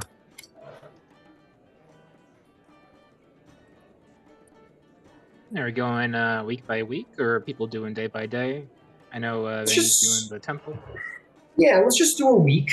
If there's actual downtime stuff you want to do, fantastic. If there's not, that's okay as well. Because we've got a couple, we're just going to do the one downtime day, because then we're going to have New Dawn Festival, and there's going to be stuff that happens then. So let's just take it a week. Got it. What would anyone like to do with their week? Well, Ember is going to, since Yvaine has got the holy water stuff being tackled, Ember's going to spend the time kind of tending to Avandra's shrine.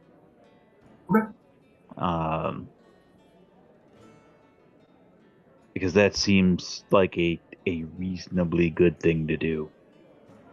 And periodically check in on the construction guys and give them, no, that needs to go over there. This needs to go over there. I'm sure they appreciate that. Oh, I'm sure that they do. Man, that's incredible. Yeah, absolutely. You head over there, kind of point out to them. They're like, and yeah, you spend some time at Avandra's shrine. And yeah, is there anything in particular you want to do in that general area? When I was actively making holy water, people were coming up with questions and that sort of stuff, and I didn't really have good answers, but I still want to make myself kind of available. Sure. Under the hey, I don't know, but this is a good question. Let's go find out together. Very cool. Very, very cool. That's awesome. Incredible. With that said, as a quick side note, I know that the sanctuary is a little lackluster in the bastion facilities, because it's supposed to be like the proper church or whatever, but it doesn't have the best stuff attached to it.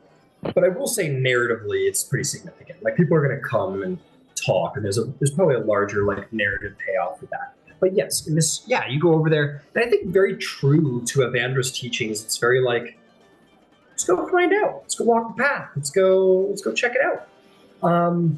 Yeah, and you maybe go take some people to read some books or whatever.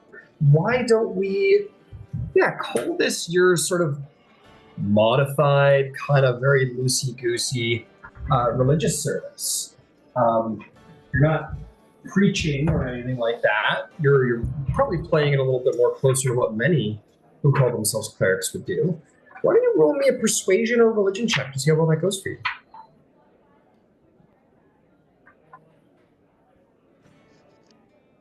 19. 19 is excellent. Yeah, you take people around, and people are very receptive to you and hearing what you have to say, and follow you where you lead. And I do have ceremony. So if there's anybody who's looking for a dedication or something like that, I'm happy to provide that. Yeah, and I believe it is a very big, it's a big thing for Avandra the Changebringer and her worship. It's very customary for people to sort of celebrate Avandra before beginning a new business venture or a new anything really at the start of a journey. So you find yourself probably doing that quite a bit. I want to roll a little dice because I think something fun might happen there. Ember, at the end, on like the last day of your worship, oh no, this is too good. I rolled a 19 for the luck check, so this is pretty good. I gotta let it happen. I'm gonna say this young couple comes up to you, Ember, a couple days before, maybe at like the second or third day. This man comes up. He's got a brown 5 o'clock shadow. He's got the looks of a merchant about him, and he comes up like this young merchant with this pretty young lass, and he goes, "Oh, you're the change bringer priest who sort of comes and goes, right? Pleasure to meet you. My name is Danny. Pleasure to meet you." Pleased to meet you, Danny. Well, I've got to say, my mother and my father are no longer with us. They perished with I'm sorry to hear that. Everything. Thank you. It's always the reason I'm common. But mom and dad, they were merchants, and I'm a merchant like them. And me and my Jane, we've always we've held really true to the Changebringer and really believed in her faith in starting the new adventures. And with New Dawn around the corner, the holy day of the Changebringer, we've been looking for a priest to officiate our wedding. Are you available? Absolutely. I would be more than happy. This is incredible. This is incredible. Oh, and he shakes your hand with 2 hands. He's like, "Oh, thank you so much, sir. I can't tell you how much this means to me. I think I think it would make my parents proud, wherever they are. But then, thank you so much. I would ask one thing. Yes, of course. Both of you, please take a walk with me, and we are going to walk to the place that I got the ultra fancy self-cleaning clothes. I am buying his and hers right there. Wow. Oh, Ember. All right. You walk in and they're like, this is too much. You can't possibly mean this. The gesture's too much. It's too kind. The best foot forward on a new journey. It is her blessing. Oh, and the girl goes, "Thank you so much, sir. This is truly tremendous." And these they'll two be need a lot of kissing up. Yeah, and they'll come out with ribbons, and it's up to you how much you want to spend on them. Base would be 50 gold pieces for really fine, really nice fine. They could go to a gala in it clothing, and however much you want to put into it from that will just enhance how. I'm thinking 150 gold pieces each. Woo! God damn number. You're okay. Shit, they're gonna come out with some really nice stuff. This is Sovereign Uriel might have worn stuff of this quality. This is literally clothes fit for a king and a queen. they're full of like illusory patterns. They're self-cleaning outfits. They're absolutely gorgeously tailored. They're done over like the course of like the whole week, and they're truly like pieces of art.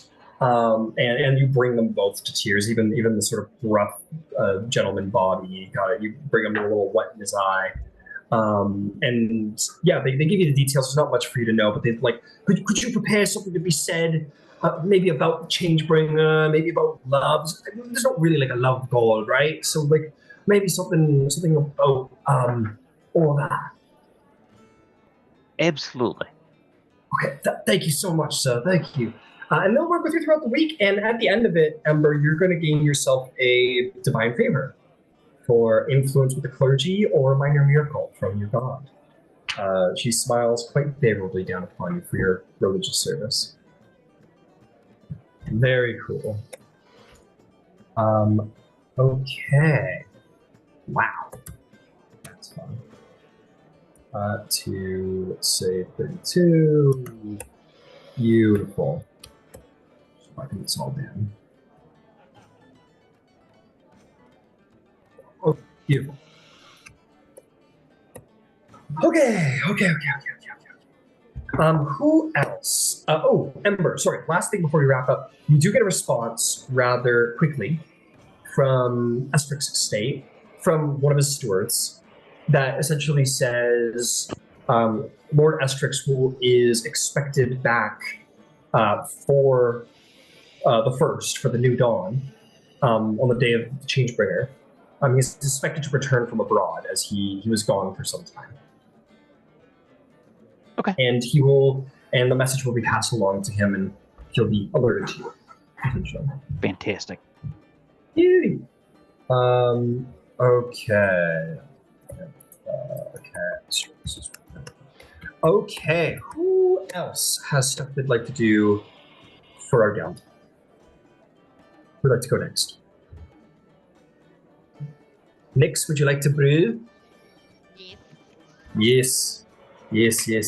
All right, what are we thinking of brewing? I was thinking about making a wine out of that lemon, because she said it was sweet. Even though she called me a lemon, she said it was sweet. Okay, fantastic. Yeah, it's like that's very cool. You're gonna make like a lemon wine. And I feel like it's very Feywild. Kind of hard lemonade. Yeah. Ooh, okay, no, wait. I like Glint's idea better. Instead of Mike's hard lemonade, it's Nix's hard lemonade. Mm-hmm. The elf goes to make like a lemon wine and tries to figure out about how to combine the tart lemony taste and somehow make it mix well with wine. A difficult task for sure. And then the dwarf says, liquor. And Nix is like, yes, that's it, liquor. And Nix will go about making the first hard lemonade ever. Very cool, Nix. I don't think it's going to be terribly difficult for you to make.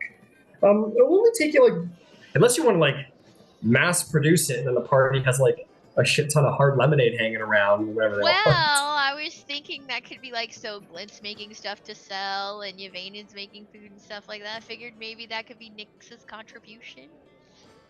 That is fair. I will say that if anyone has like raw goods, and I will count, sure, like especially manufactured goods, if you guys just like produce it, I don't think I'd have a problem with it being sold in the storehouse. I mean, if you're doing your own imports, it doesn't sound too out there, but I want to be careful because I hear you inhaling sharply, Gwent. Yeah. With deep preparation. So I'm gonna maybe I'll take some time to think about that. Actually, I'm gonna hold off. I have more reasonable roleplay avenues of exploring fabricated gear. Don't worry. Okay. Yeah, and I think just logically speaking, we're gonna say like as we go up, like as you go from raw trade goods to manufactured goods to magical goods, the amount of sellers who can actually mass purchase goes up a lot. So it makes sense to just stick with level trade goods. Okay, but anyway, yes, Nix, you can purchase them and you can sell them of your own volition, absolutely. If you want to spend the week just like going crazy, just like making crazy quantities of hard lemonade, yeah, let's do it. Hell yeah. Determine how much work we create items by gold piece by cost by 50. Like cost 50. Okay, let me take a little look here at your step. How much this is all going to be? It's going to be up here. So you can produce 50 gold pieces worth of stuff a day. So if you want to, because it's going to be about 5 days, mark off, I guess that will be, we'll call that 250 gold pieces, which is a lot of hard lemonade. It's like, yeah, I think some of those extra rooms definitely find themselves just filled with crates of bottled hard lemonade, and that's hilarious to me. Right. Someone just Well, I opens figured it I up could like, talk to Ember's mom too. I mean, she's got the spark. She might want some of it, maybe, if it's any good. you could sell that to the. I think you could sell that to them, and they'd be happy. So at the end of the day, because it's half the material prices, at the end of the day, Nix, you just end up producing 500 gold pieces of worth of hard lemonade in true Fae fashion. So yeah, that costs you 250, but you can make a profit off of that nicely. How much would you like to sell off to the Rousing Spark? Ember's mom knows you guys and will happily take it. We'll pay you for it. Let's like keep a little bit for us. Okay. A little bit for us. And then the rest to the spark. Beautiful. Why don't we say you keep like 100 gold worth of the hard lemonade for you guys, and that's a pretty decent supply. I'll need to math it all out, but that's still that's an exceptional supply of it to keep. And you would have subtracted 250. So keep the 250, and you'll be adding 150 gold to your inventory as you sell it off to the Rousing Spark. So you make 150 gold at the end of the day, and your party has hard lemonade. Why don't you roll me a little brewer's check to see how well that goes? Why don't you make me a nature check? We'll call it a nature check because you're kind of like alchemy, kind of combining flavors. You could use wisdom or intelligence, I think would be fitting, because you're kind of a taste test. Use your percent. So that's a good point. You could do perception or nature, your choice. They're both the same, so I already did nature. It's 15. 15. You can do it at advantage if you want to roll again. Oh, because you're proficient. Great. 21. Haha. 21. You produced some, nobody knows how you did it, but you produced the the spritzy flavor to it, like the bubblies. You put some bubbly, and nobody knows how you did it because pop doesn't exist yet. So you create on top of it the first spritzy beverage. So you create a spritzy. So you just create a beverage that no one's ever had in their entire lives. It's lemonade, which no one has. It's spritzy, which no one has. And it takes the Rousing Spark by storm, I think. People come flying in for more of this hard lemonade. They want to know who the shadow seller was, who the producer is. Yeah, we'll play into that little subplot in time, I'm sure. But yeah, that's incredible. Fantastic. Who else? Who else was stuff on the documents?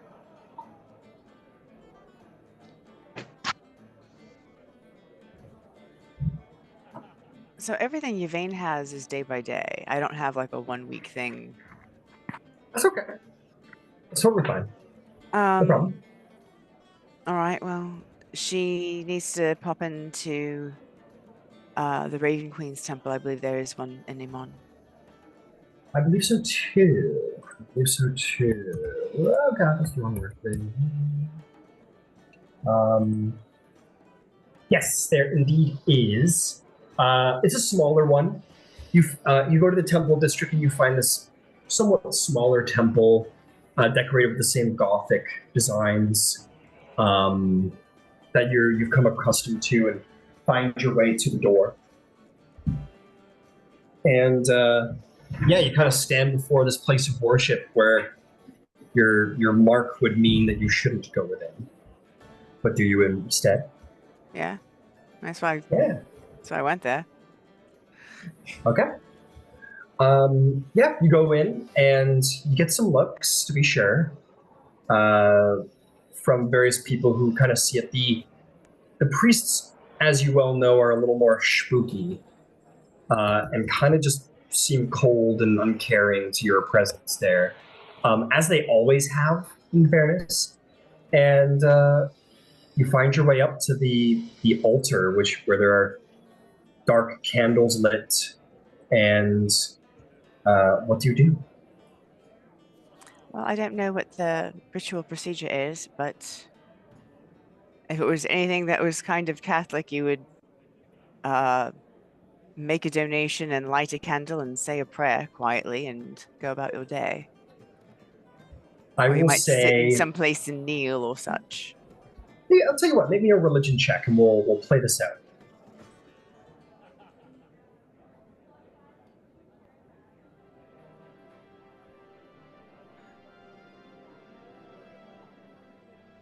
All right, it is a 16 on the dice. I think it's going to end up being a 20. Give me a moment.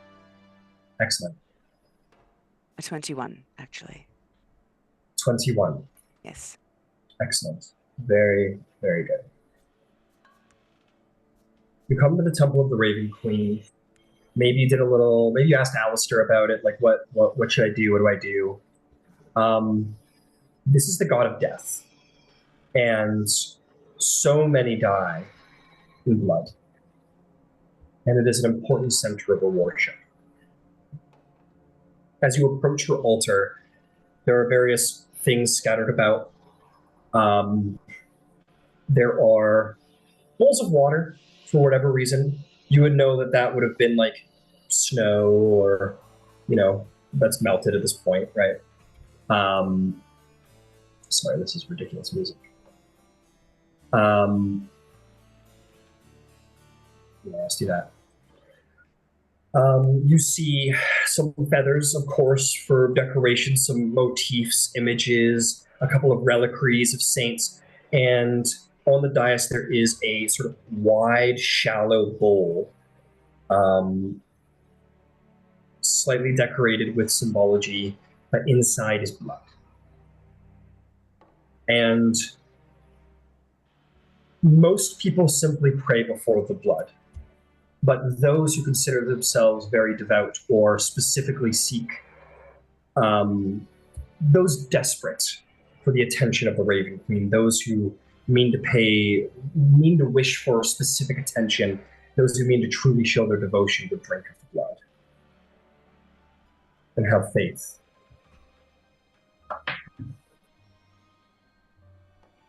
Well, alrighty then. That's what we're doing. Okay. How much of the blood do you drink? Take a sip. I mean, yeah, I'm sure that she would have asked, like, you don't want to be rude. Like, am I supposed to drink the whole thing? It's just like a little, like at Catholic Church, you don't just down the whole chalice. I'll tell you what. If you want to play this a little more narratively, we could say Alistair went with you if you want, like the moral support, or if this is a personal thing, it could have been solo. It's your choice. No, she would have wanted to go alone. Okay, perfectly. He would have said, religious people are very dramatic, as I'm sure you're coming to understand, very ooh la la. I think the polite thing would be to take a sip, but the more zealous individuals would drink of the whole thing and let it wash down their body. But the Temple of the Raven Queen is not a place of great manners, so I don't think you really need to worry about offending anyone. You could take a sip. You could guzzle the whole thing back if you're really feeling her presence or whatever. Your choice. She will comfortably drink like 2 or 3 good-sized gulps. We're not doing the whole carry bit. It's not gonna. We're not trying to get anyone else's attention. Yeah. We're trying to get one person's attention. Yeah. deities and different. Yeah, and Alistair would say that. He'd see like, and in the real world, that's very like dramatic preacher shit. You know, like I don't know if you've ever seen what's that Tom Holland movie, The Devil? This is, you know what I'm talking about? I do know it. Yeah, no, that is not the vibe. That's not the vibe. And I'm not trying to go into like the evil Edward Cullen shit, but like the point of like the high trauma of like pouring something on yourself and whatever to make like a statement piece, that would be the essence of like drinking the whole bowl. It's like a huge statement, right? No. So yeah, you take a couple of sips. Devil all the time. That's what it's called. Devil all the time. You take a couple of sips from the blood, and this is very much a sort of meant to be like a connecting with the dead, connecting with death. It goes down to irony, gives you the shivers. What do you do? Is there a place to kneel? Before the altar, if you wish, yeah. There'd be like a little padded thing, I'm sure. I'll go there and pray silently. What would you pray for? What would you say?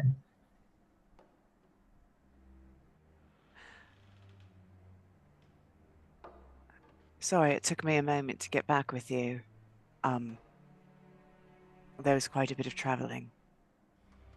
So,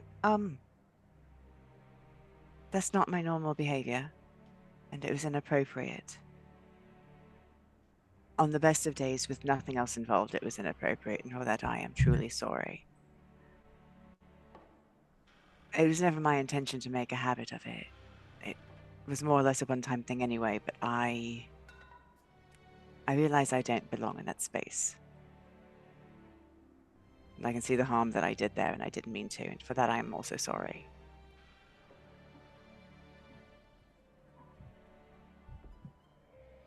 I don't want bad will between us. There's work that I would rather have your blessing, or at least not your ill will.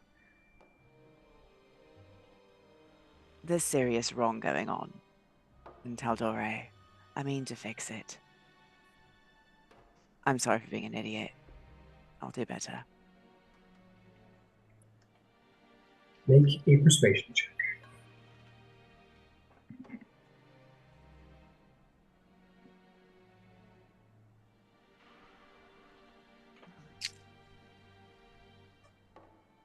It is a 16 on the dice, but I didn't roll my woe or wheel. It's going to be woe because I want to roll it now. Sure. It's woe. It's 11. Wow. Always. However, that will be a 17 total. Okay. You feel cold. You feel your stomach kind of turn in a way that makes you think like it's something you drank about the blood was wrong. And this kind of grows through your speaking, or your praying, I should say, excuse me. And yeah, it begins to grow cold, and you wonder for a moment if the blood was poisoned, or if it was gone bad, or you never drank blood before. You don't know what's supposed to happen. This, there might be a worry about this, being unsanitary and doing something to you. And would you do anything in this moment? No, I had faith. You let this cold, icy feeling come over you that is very much uncomfortable. You feel lightheaded. Your vision goes blurry. It all happens over a couple of seconds, maybe 30 seconds at most. Your vision kind of blurs a little bit where shapes become strange, almost like a very minorly hallucinogenic, and then the giant statue of the porcelain woman, the head no longer looks down the hall, it looks down at you. And you can hear a voice whisper within your mind. It says,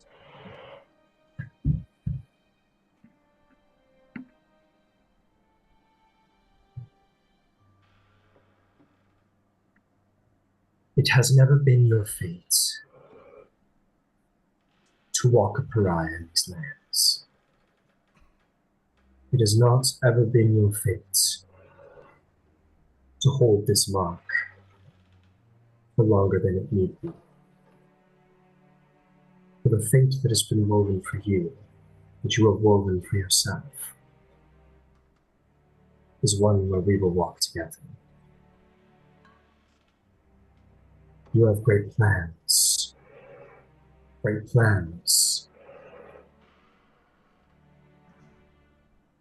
will make this Tal'Dorei and this Exandria a better place. Where you go, that follows for those who stay in this land. There is much work to be done, and you will have my aid. Your forehead hurts, migraine-like, and as you reach up to touch your forehead, it's where the mark is. You can feel it there, sort of.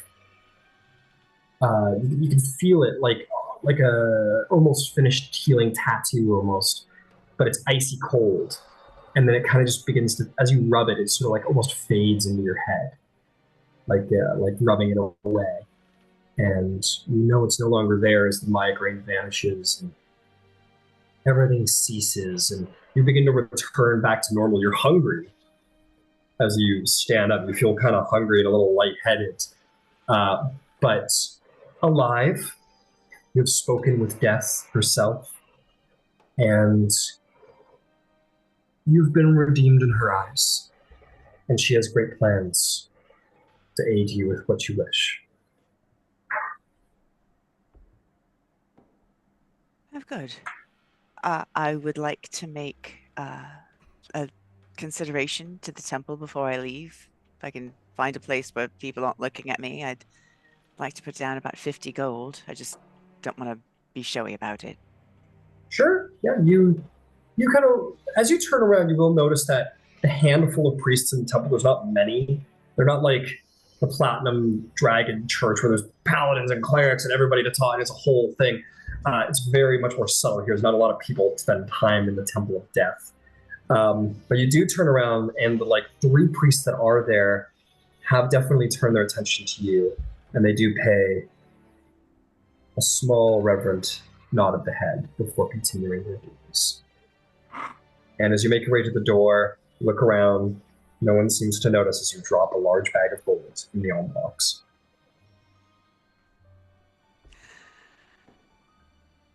All right. The rest may be able to be done. My understanding is that as a member of the Cobalt Soul, I can have people do research for me. We have a small library here. I was going to task a small team of monks to find out what they can about Ixratu Kar. They had to have known associates before they went into prison. Like they had a life before they went into prison. What were they doing before? Yeah, absolutely. It is a small library, and it's actually a hidden one in the city.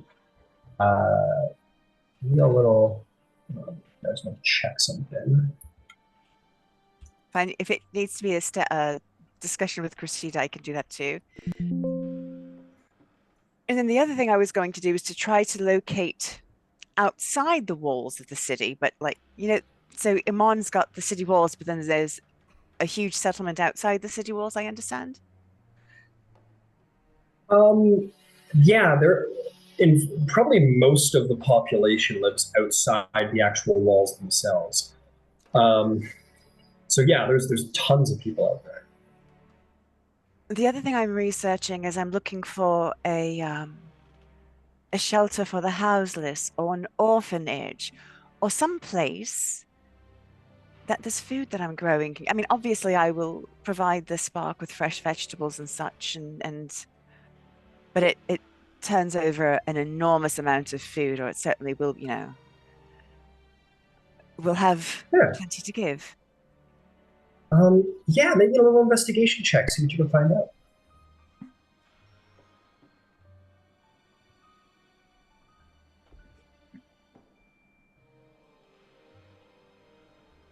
That's not bad. It is an 18. 18. Let's see. Yeah, you find a place. You find this one charitable organization that does house themselves in one of the bigger buildings outside, where there are many children inside, and there's anyone from volunteers to actual like monks of various gods. If you care to know, mostly it is Arathis. And surprisingly, the Allhammer. So Arathis and the Allhammer are the major gods who are represented amongst the monks. There's no like big temples floating around. This isn't like a whatever you call them, like where you like a nun-run orphanage. It's not like that, but there still are religious people here, and there are little altars here and there for children who want to find, comfort in religion. Of various gods, but those two are represented most fully.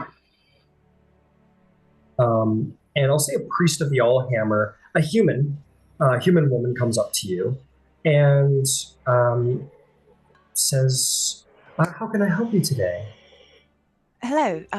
My name is Yvaine Starborn, and I have a garden in the city that I think we'll be producing quite a bit of food. I just noticed that there's all these children. I was wondering if you could use a weekly donation of food, or what other things you might need.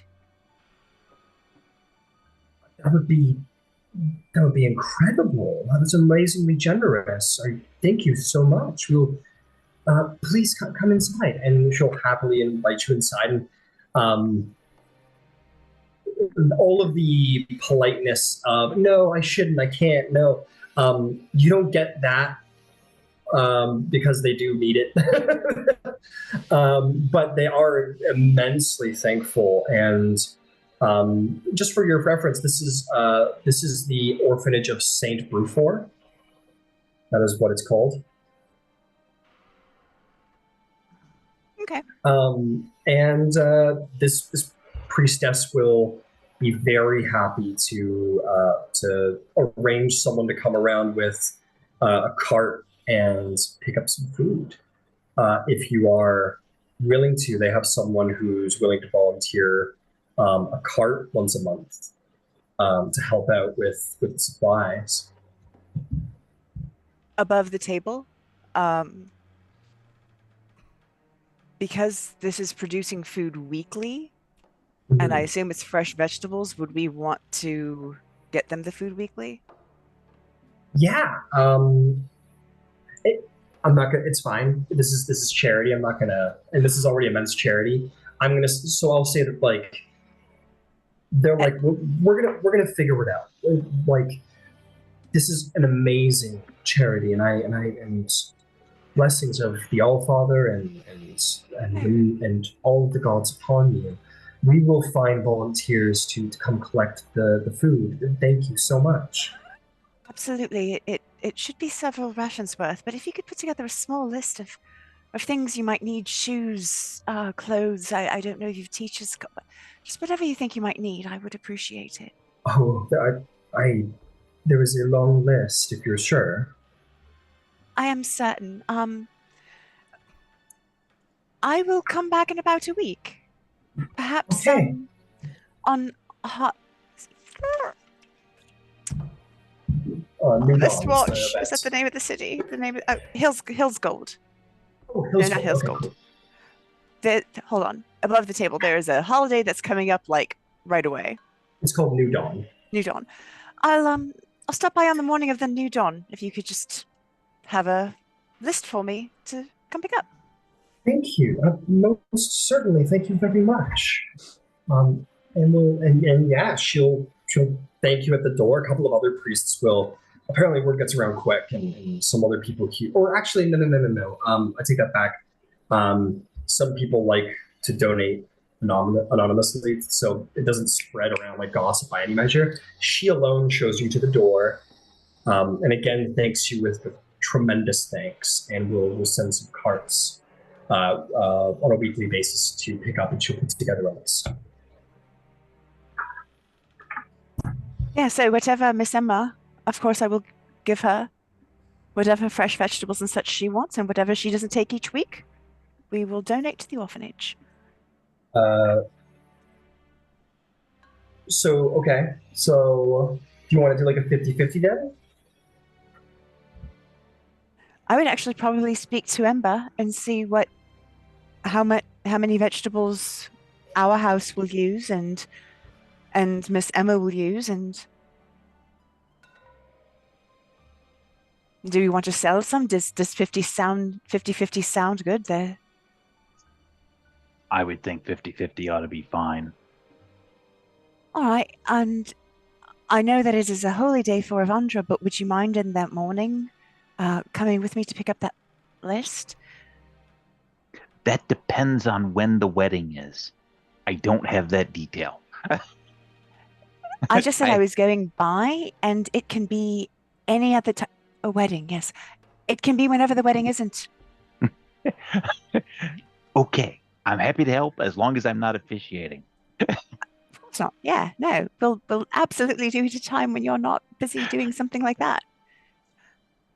Speaking of which, and this would be the last thing for you, how would you feel about turning the armory into a gaming hall, and dedicating that gaming hall to Avandra, and then donating a portion of the weekly proceeds, the profits, tithing it to the temple?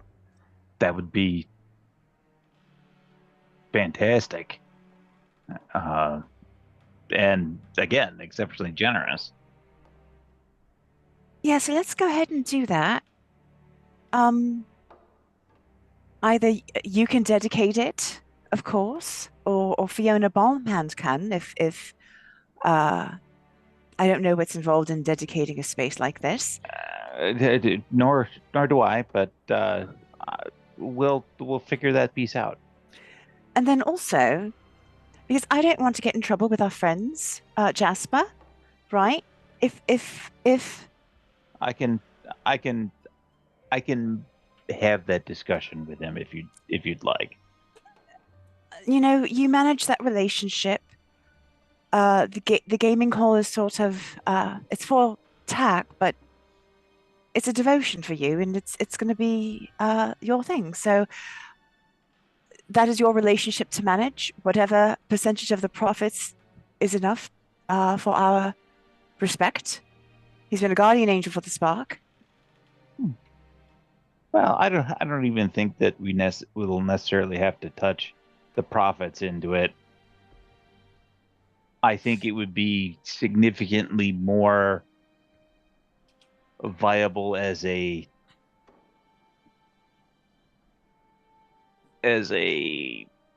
place to be able to wash currency. It's important to keep things laundered. Also, the greenhouse is capable of doing some things that are exotic. That Jasper might be interested in. Should that ever be something you think is appropriate? Let's cross that bridge when there is a need that would be mutually beneficial. I merely convey information. I appreciate that entirely. So aside from trying to put the monks on the vampires, that's what Yvaine was doing this week. Got it. And I do have to apologize. You are right. You didn't get the garden upgraded. I must have got that mixed up with another facility. I apologize. Don't know what happened there, but whatever. It's okay. I was worried that I was going to have to spend $2,000 to buy an orphanage out there, which is what she was going to do if there wasn't one. That's why I was worried about it. No worries. That's funny. Just because I'm actually putting together two bastions, two separate games together, so I'm getting my wires crossed. Did anybody get any special facilities enhanced in this group that anyone can remember? Not from Glint, at least. No, I don't think anybody did. No, I know some people in the other game did, and I knew that. Okay, my apologies. Now, Okay, if that's cool. how you built it, I'll give you. We'll keep like. Now, like you can clearly see that I got it as roomy here on when I actually built it. Oh yeah. You said something else, Yvaine, that we kind of skipped over it. You were like Raven Queen something orphanage. What was that something in there that we missed?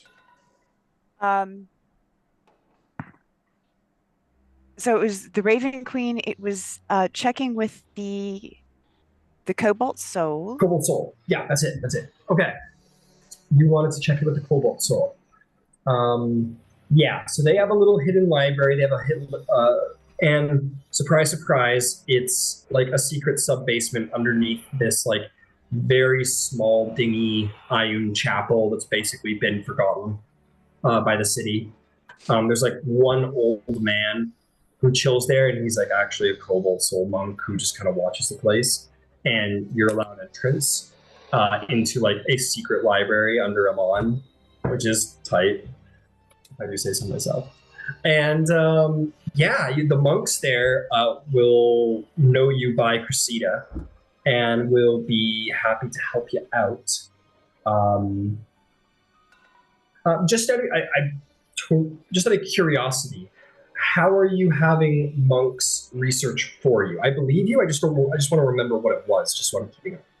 If I'm understanding what the perk was, basically I can give them an assignment and they go scrolling through books, and after a week or so they can come up with X number of facts or some such. I don't remember exactly how it worked. I remember. I put them down as basically like a patron, like a Tasha patron for you. I remember. Okay, yes. Yeah. That's right. All right, cool. Just making sure. Keep track.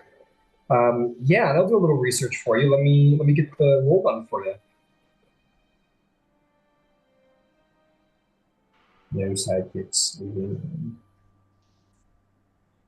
And it was specifically on the pre-imprisonment life of Ixratu Ka and any known associates. Okay. So they're considered perks.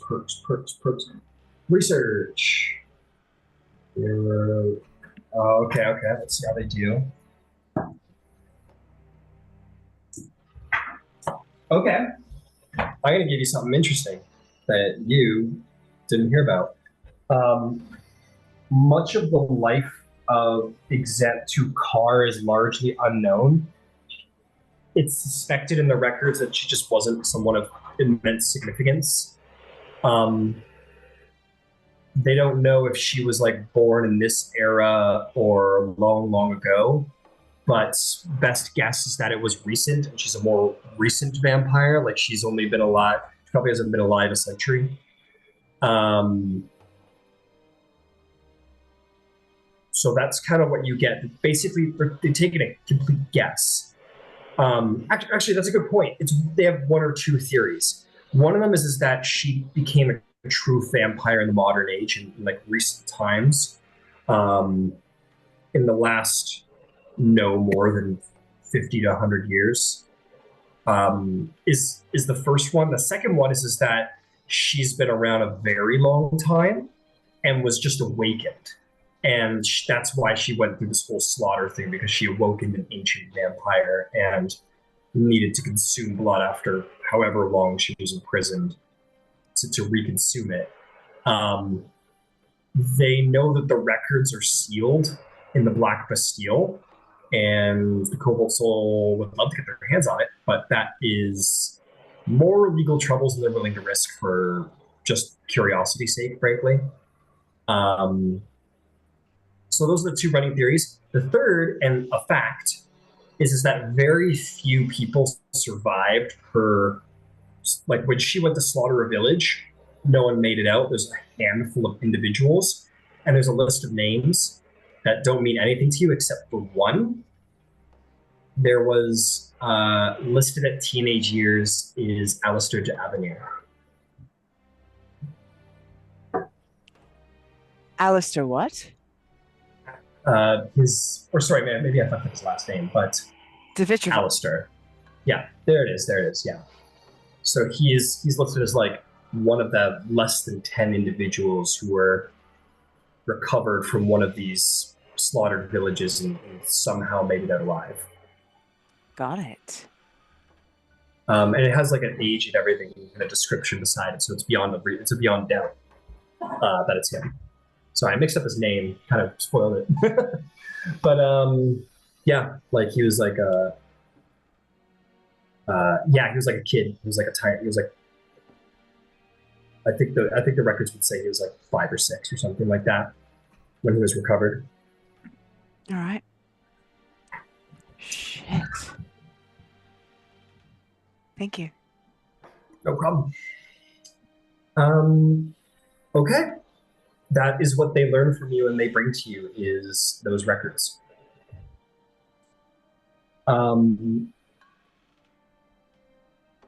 Yeah.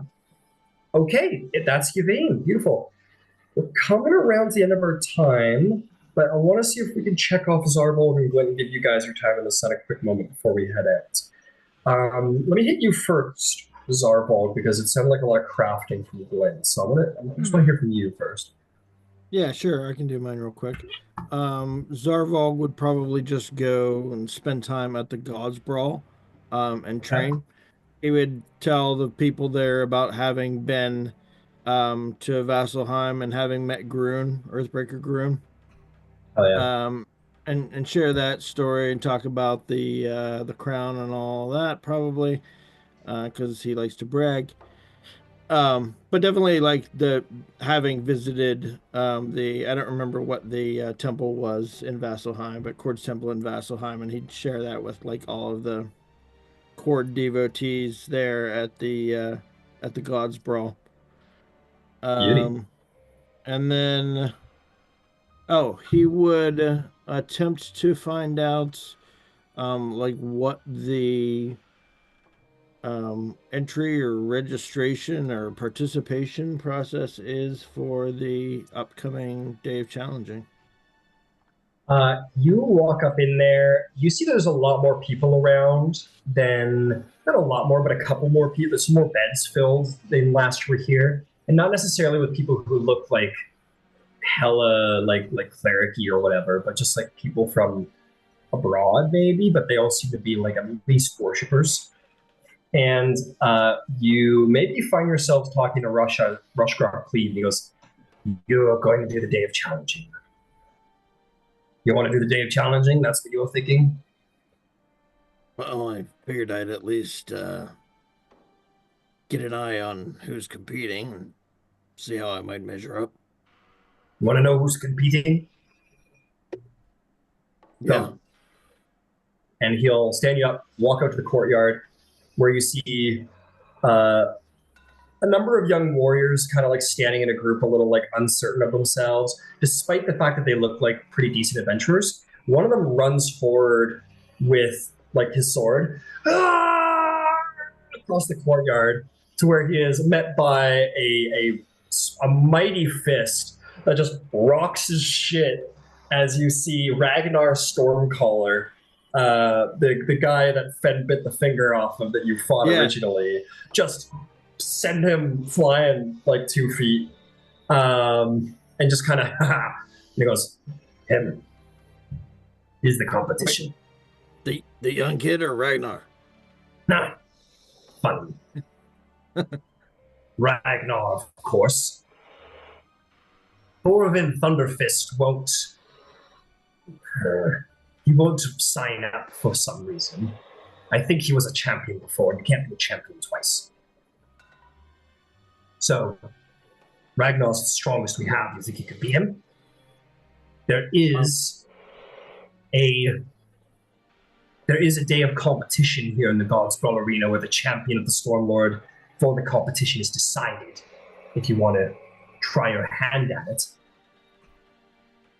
Sure, might as well give it a whirl. Well, we have work to do then.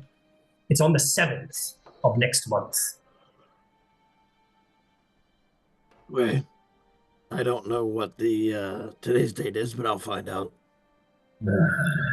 Shakes his head at you. Like, of course you don't. Some ranger you are. All right, fine. It's I'll tell you. It's and just to make it clear, the end of the downtime is on the last day of the calendar year, so it'll be Like a week 7 after that. days. Yeah, it's 7 days post. 7 days post New Dawn. All right. Yeah, perfect. Okay. So are we gonna train or what? Oh yeah. Yeah, we're I guess I don't have as much time as I thought to train. Yeah. I mean, I haven't I've been busy, so I've done a little bit. I've had a little bit of practice, but I could use some organized training.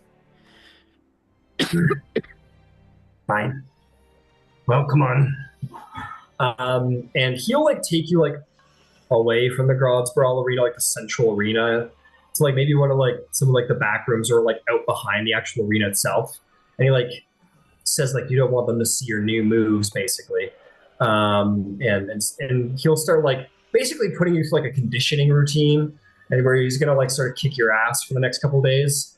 And start getting you ready to fight Ragnar, because he got you last time, but perhaps you might get him this time around and be the champion of the Stormlord. Who knows? In this back alley space, am I going to chase a chicken? Because I really want to chase a chicken.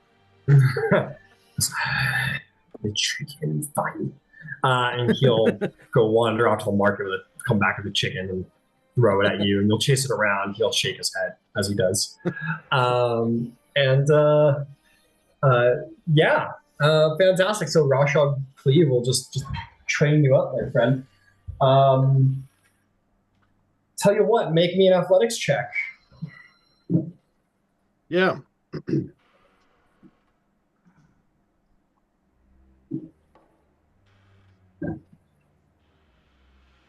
Dirty 18.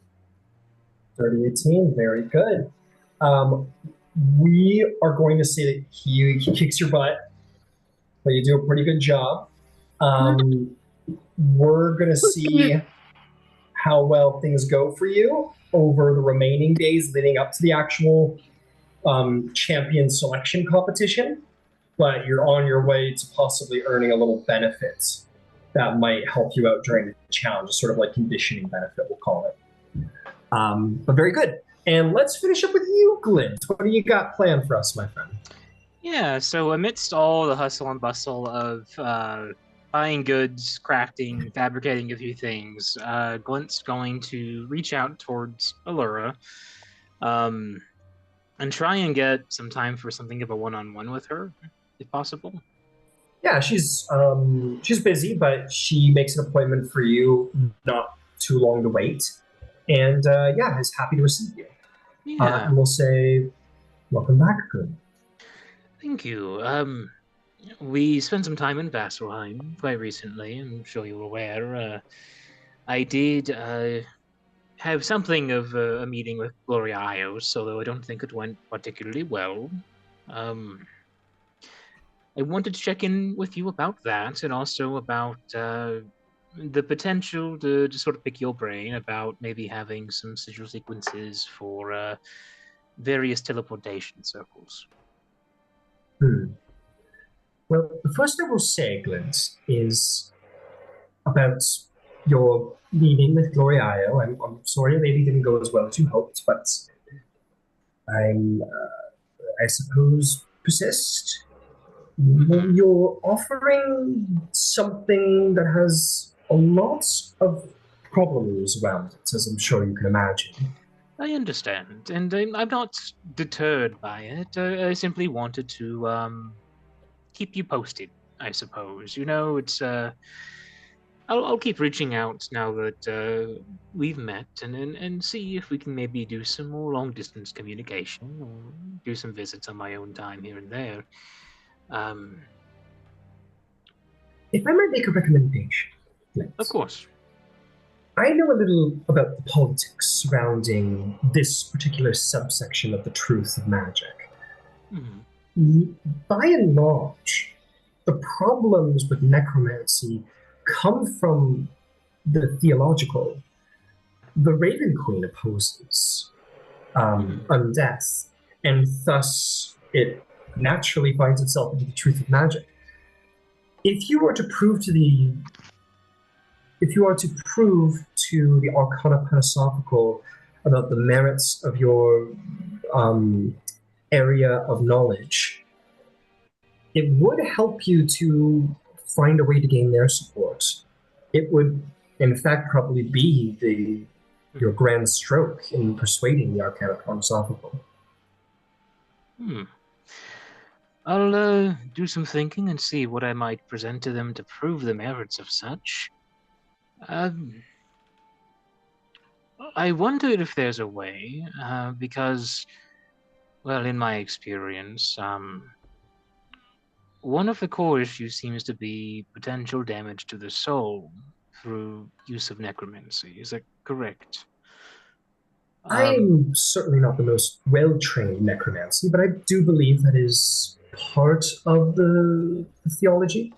And yet, in my experience, there are spells that can call the soul back to the body at time of death that are viewed as great acts of healing and restoration. So clearly there are means of casting necromancy and animating or reanimating a body without causing direct harm.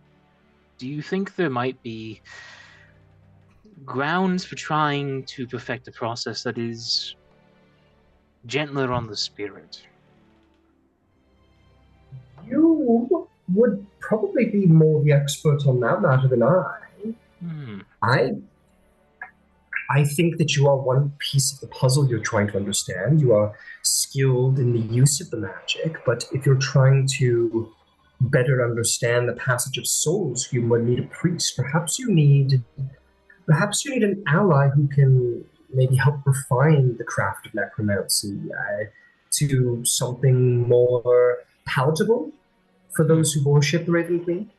Of course, and I know a few clerics of her order that are on speaking terms with me. I could start there. If you have any other recommendations of places I could maybe look in terms of doing my research, I would greatly appreciate your expertise. You are a greater mage than I, even if our specializations differ, and you're certainly much better connected. You are most kind. I do not ever stand in front of a wizard trying to refine their craft, and certainly not in front of a hero who does good at it. So I will do what I can, but I would suggest to keep your current practices perhaps a little more on the more subtle side, as you seem to have continuously done. But that would be my recommendation. I think that's the true source of your problem. There is a theological issue. Yes, there's a theological debate about the damage it causes, but I don't think you're beyond hope. But I would speak to someone more knowledgeable about such things than myself. I will see what I can do, but naturally I don't know many necromancers. Of course. I appreciate this chance to have a discussion on that front, even if it's largely in the theoretical. I think maybe after the turning of the calendar, I'll do a bit of soul searching myself on that front and see maybe if there are some ways towards that. I see. Well, it certainly helps that you have such a outstanding reputation behind you. I'm honestly shocked to have one after this long of it. It still boggles the mind a little to be known. Life takes us in strange directions. Right. Speaking of, and I understand this is not a matter strictly of the council's work, so you're not under any obligation or expectation to help in this way. But we have a few trips coming up, and the most pressing is to Craghammer. If and potentially as well Whitestone. If you know any sigil sequences to teleportation circles, if that is even information I am privy to, I would appreciate assistance on that front. I must say, we don't make a grand habit of, even to very close associates and friends and employees, just handing out sigil sequences. With that said, if you were to be going to Craghammer on some form of official business, then I'd be more than inclined to do so. Well, on the personal end, I'm looking to rekindle some familial ties and do a service to Sarenrae in the process. But if there is any business the council might have in the Dwarven City, whether that's starting up some better trade relations, whether that's specific errands you have in mind, we could perhaps do a bit of both, wheeling and dealing. Well, I can tell you what, if you are going there and you think you can seek out trade on behalf of Emon and Craghammer, the Coinmistress will be most certainly happy to hear that. I believe if you I think can. that is something possible, but give me some time, and maybe there's some work in Craghammer that I can find, and maybe I can find something official to send you there with. Of course, and I'm just putting a bug in your ear at it for the moment. We have about 6 weeks before we're planning on heading out, so there's not an immense a rush, but being able to skip something of the long walk would be quite helpful. Indeed. Fair enough. Well, I will see what I can do on your behalf and see what comes across my desk, and maybe we could find something for your most capable group to do for the Tal'Dorei Council at Craghammer. I'm sure there's no shortage. Mm-hmm.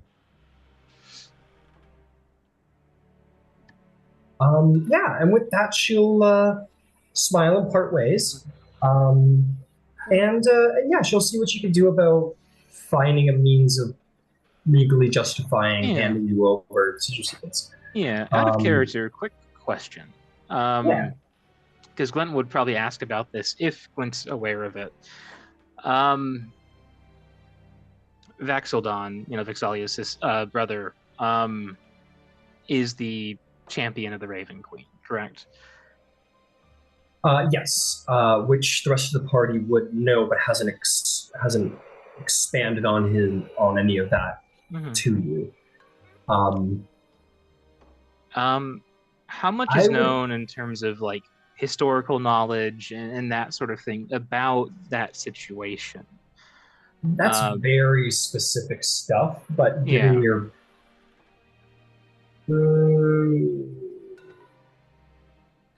I don't think that's just stuff that, even for your background, would be largely known. Yeah, of course. I think that's more of like a find out kind of thing for Glint. Yeah. Yeah, no, that's totally fine. I was just curious because I'm realizing something in my brain in terms of narrative angles that I can work with, but it'll take my character a while to put those pieces together. Yeah. Alrighty. In that case, Lynn will kind of knock on the door, like a knock on wood gesture, and then slip on out. Do have a good day. If you need any help, by the way, I'll be at your disposal while we're here.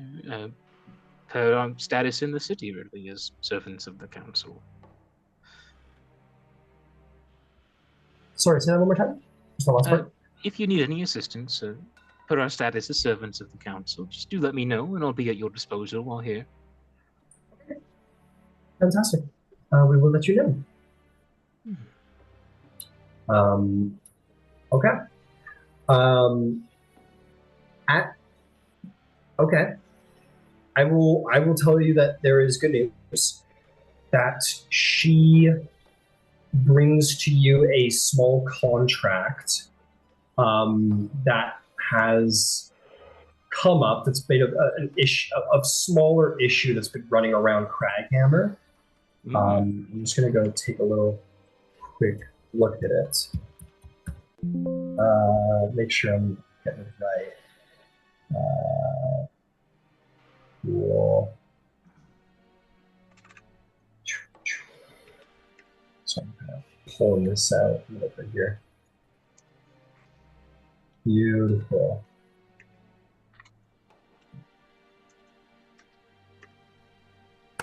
Okay. Okay, yeah. She hands you a contract from House Thunderbrand that a friend had mentioned. She said she has a friend in Craghammer from the House of Thunderbrand and that House Bronzegrip and House Thunderbrand have been having some trouble with some caverns in the mountain and it's been impeding industry, so they would appreciate some help with it. But more than that would be, you'll have to go there and actually find out about it.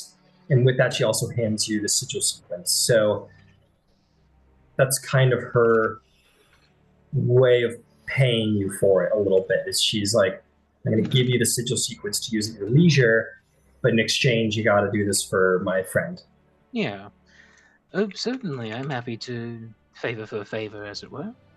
Thank you so much for it. That honestly saves us a great deal of time and effort, honestly, and rations, and mostly time. Certainly. Just, again, seek out House Bronzegrip or House Thunderbrand on behalf of the Tal'Dorei Council, and simply lend your aid to their, they called it a burning mushroom problem. Burning mushroom problem? I'm not exactly sure what that meant, but... Does that ring a bell at all for Glint, just as someone from Craghammer? Like, is that a thing that's ever been mentioned, or is that something just totally out of left field? There's all kinds of strange fungi in the deeper parts of the world, but no, you've never really heard about that. Okay. And, you said a friend of yours in House Thunderbrand brought this to your attention. Should I ask for anyone by name? You can if you wish. I'm sure he would be happy to hear of it. If you send me. His name's Drake Thunderbrand. He's actually a member of the Arcana Philosophical. The sorcerer? Yes, indeed. He's a very skilled evoker. Heavens. Well, I'll be rubbing elbows with the elite in terms of casting pedigrees. Delightful. It'll be something of a big deal for me, actually. Well, thank excellent. you. I've never met him personally before. Well, he's a busy man. Well, a busy dwarf. In Craghammer, much the same as I. Mm-hmm. Well, I must be going, but have a fine day. Of course, thank you, and you as well. I'll get out of your hair. Yeah, and she heads back to work. Mm-hmm. Is there anything else you want to do during the downtime?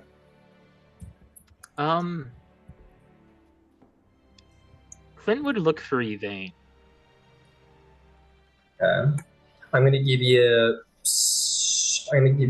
3 more minutes for downtime stuff though, because we're way over budget. We can save it for the festival then. Yeah. Okay. Cool. Okay. Is there anything else you want to do for downtime? Outside of the enormous amount of crafting and purchases and raw good acquisition, throughout the week I'm going to fabricate 4 suits of half-plate armor, and those will be clogging up my quarters, along with 4 shields. Got it. I trust you at this point. If you want to just go into the trade goods I added section, up the weight and subtracted the damage. Okay, beautiful. Yeah, you can just do that and use your fabricate and build yourself a little minion army. Who needs a barracks? Who needs an armory when you've got Glint around? Fair enough. Cool. Beautiful. Yeah, so with that, we'll end our session. Thank you for the patience folks ran a little late tonight. But yeah, we're gonna have a Thank pretty you cool for new running dawn. late. No problem. But we're gonna have a pretty cool new dawn festival. It's gonna be no Winter's Crest, but it's still a pretty cool day of the year. And Ember's officiating a wedding. I didn't see that coming. Yeah. That's Nor did actually I. really cool. So prepare your speech, Miss Priest Ember. I may have done that already. Yeah, exciting. I'm Are we all excited. going to be invited? Of course. Yeah. Love weddings, man. Crash. It doesn't matter. Crash the wedding. All right, guys. Well, I'm gonna head out for the night, but I hope everybody had a good time. That's great. It was fantastic. Yeah. Thank you, Ryan. Excellent. Thank Yvaine and you. Zarvolg, I've got a lot on my plate, but if I find the time, I'll see about maybe doing a little swap for those special facilities. But I got a bit on my plate right now with the new year up. But I'll see if I can make time for it. I have a couple of questions that I will just type to you. Okay, beautiful. Thank you. Yeah, have a good night, everybody. Take care. Yeah. Thank you for running. Yeah, take care.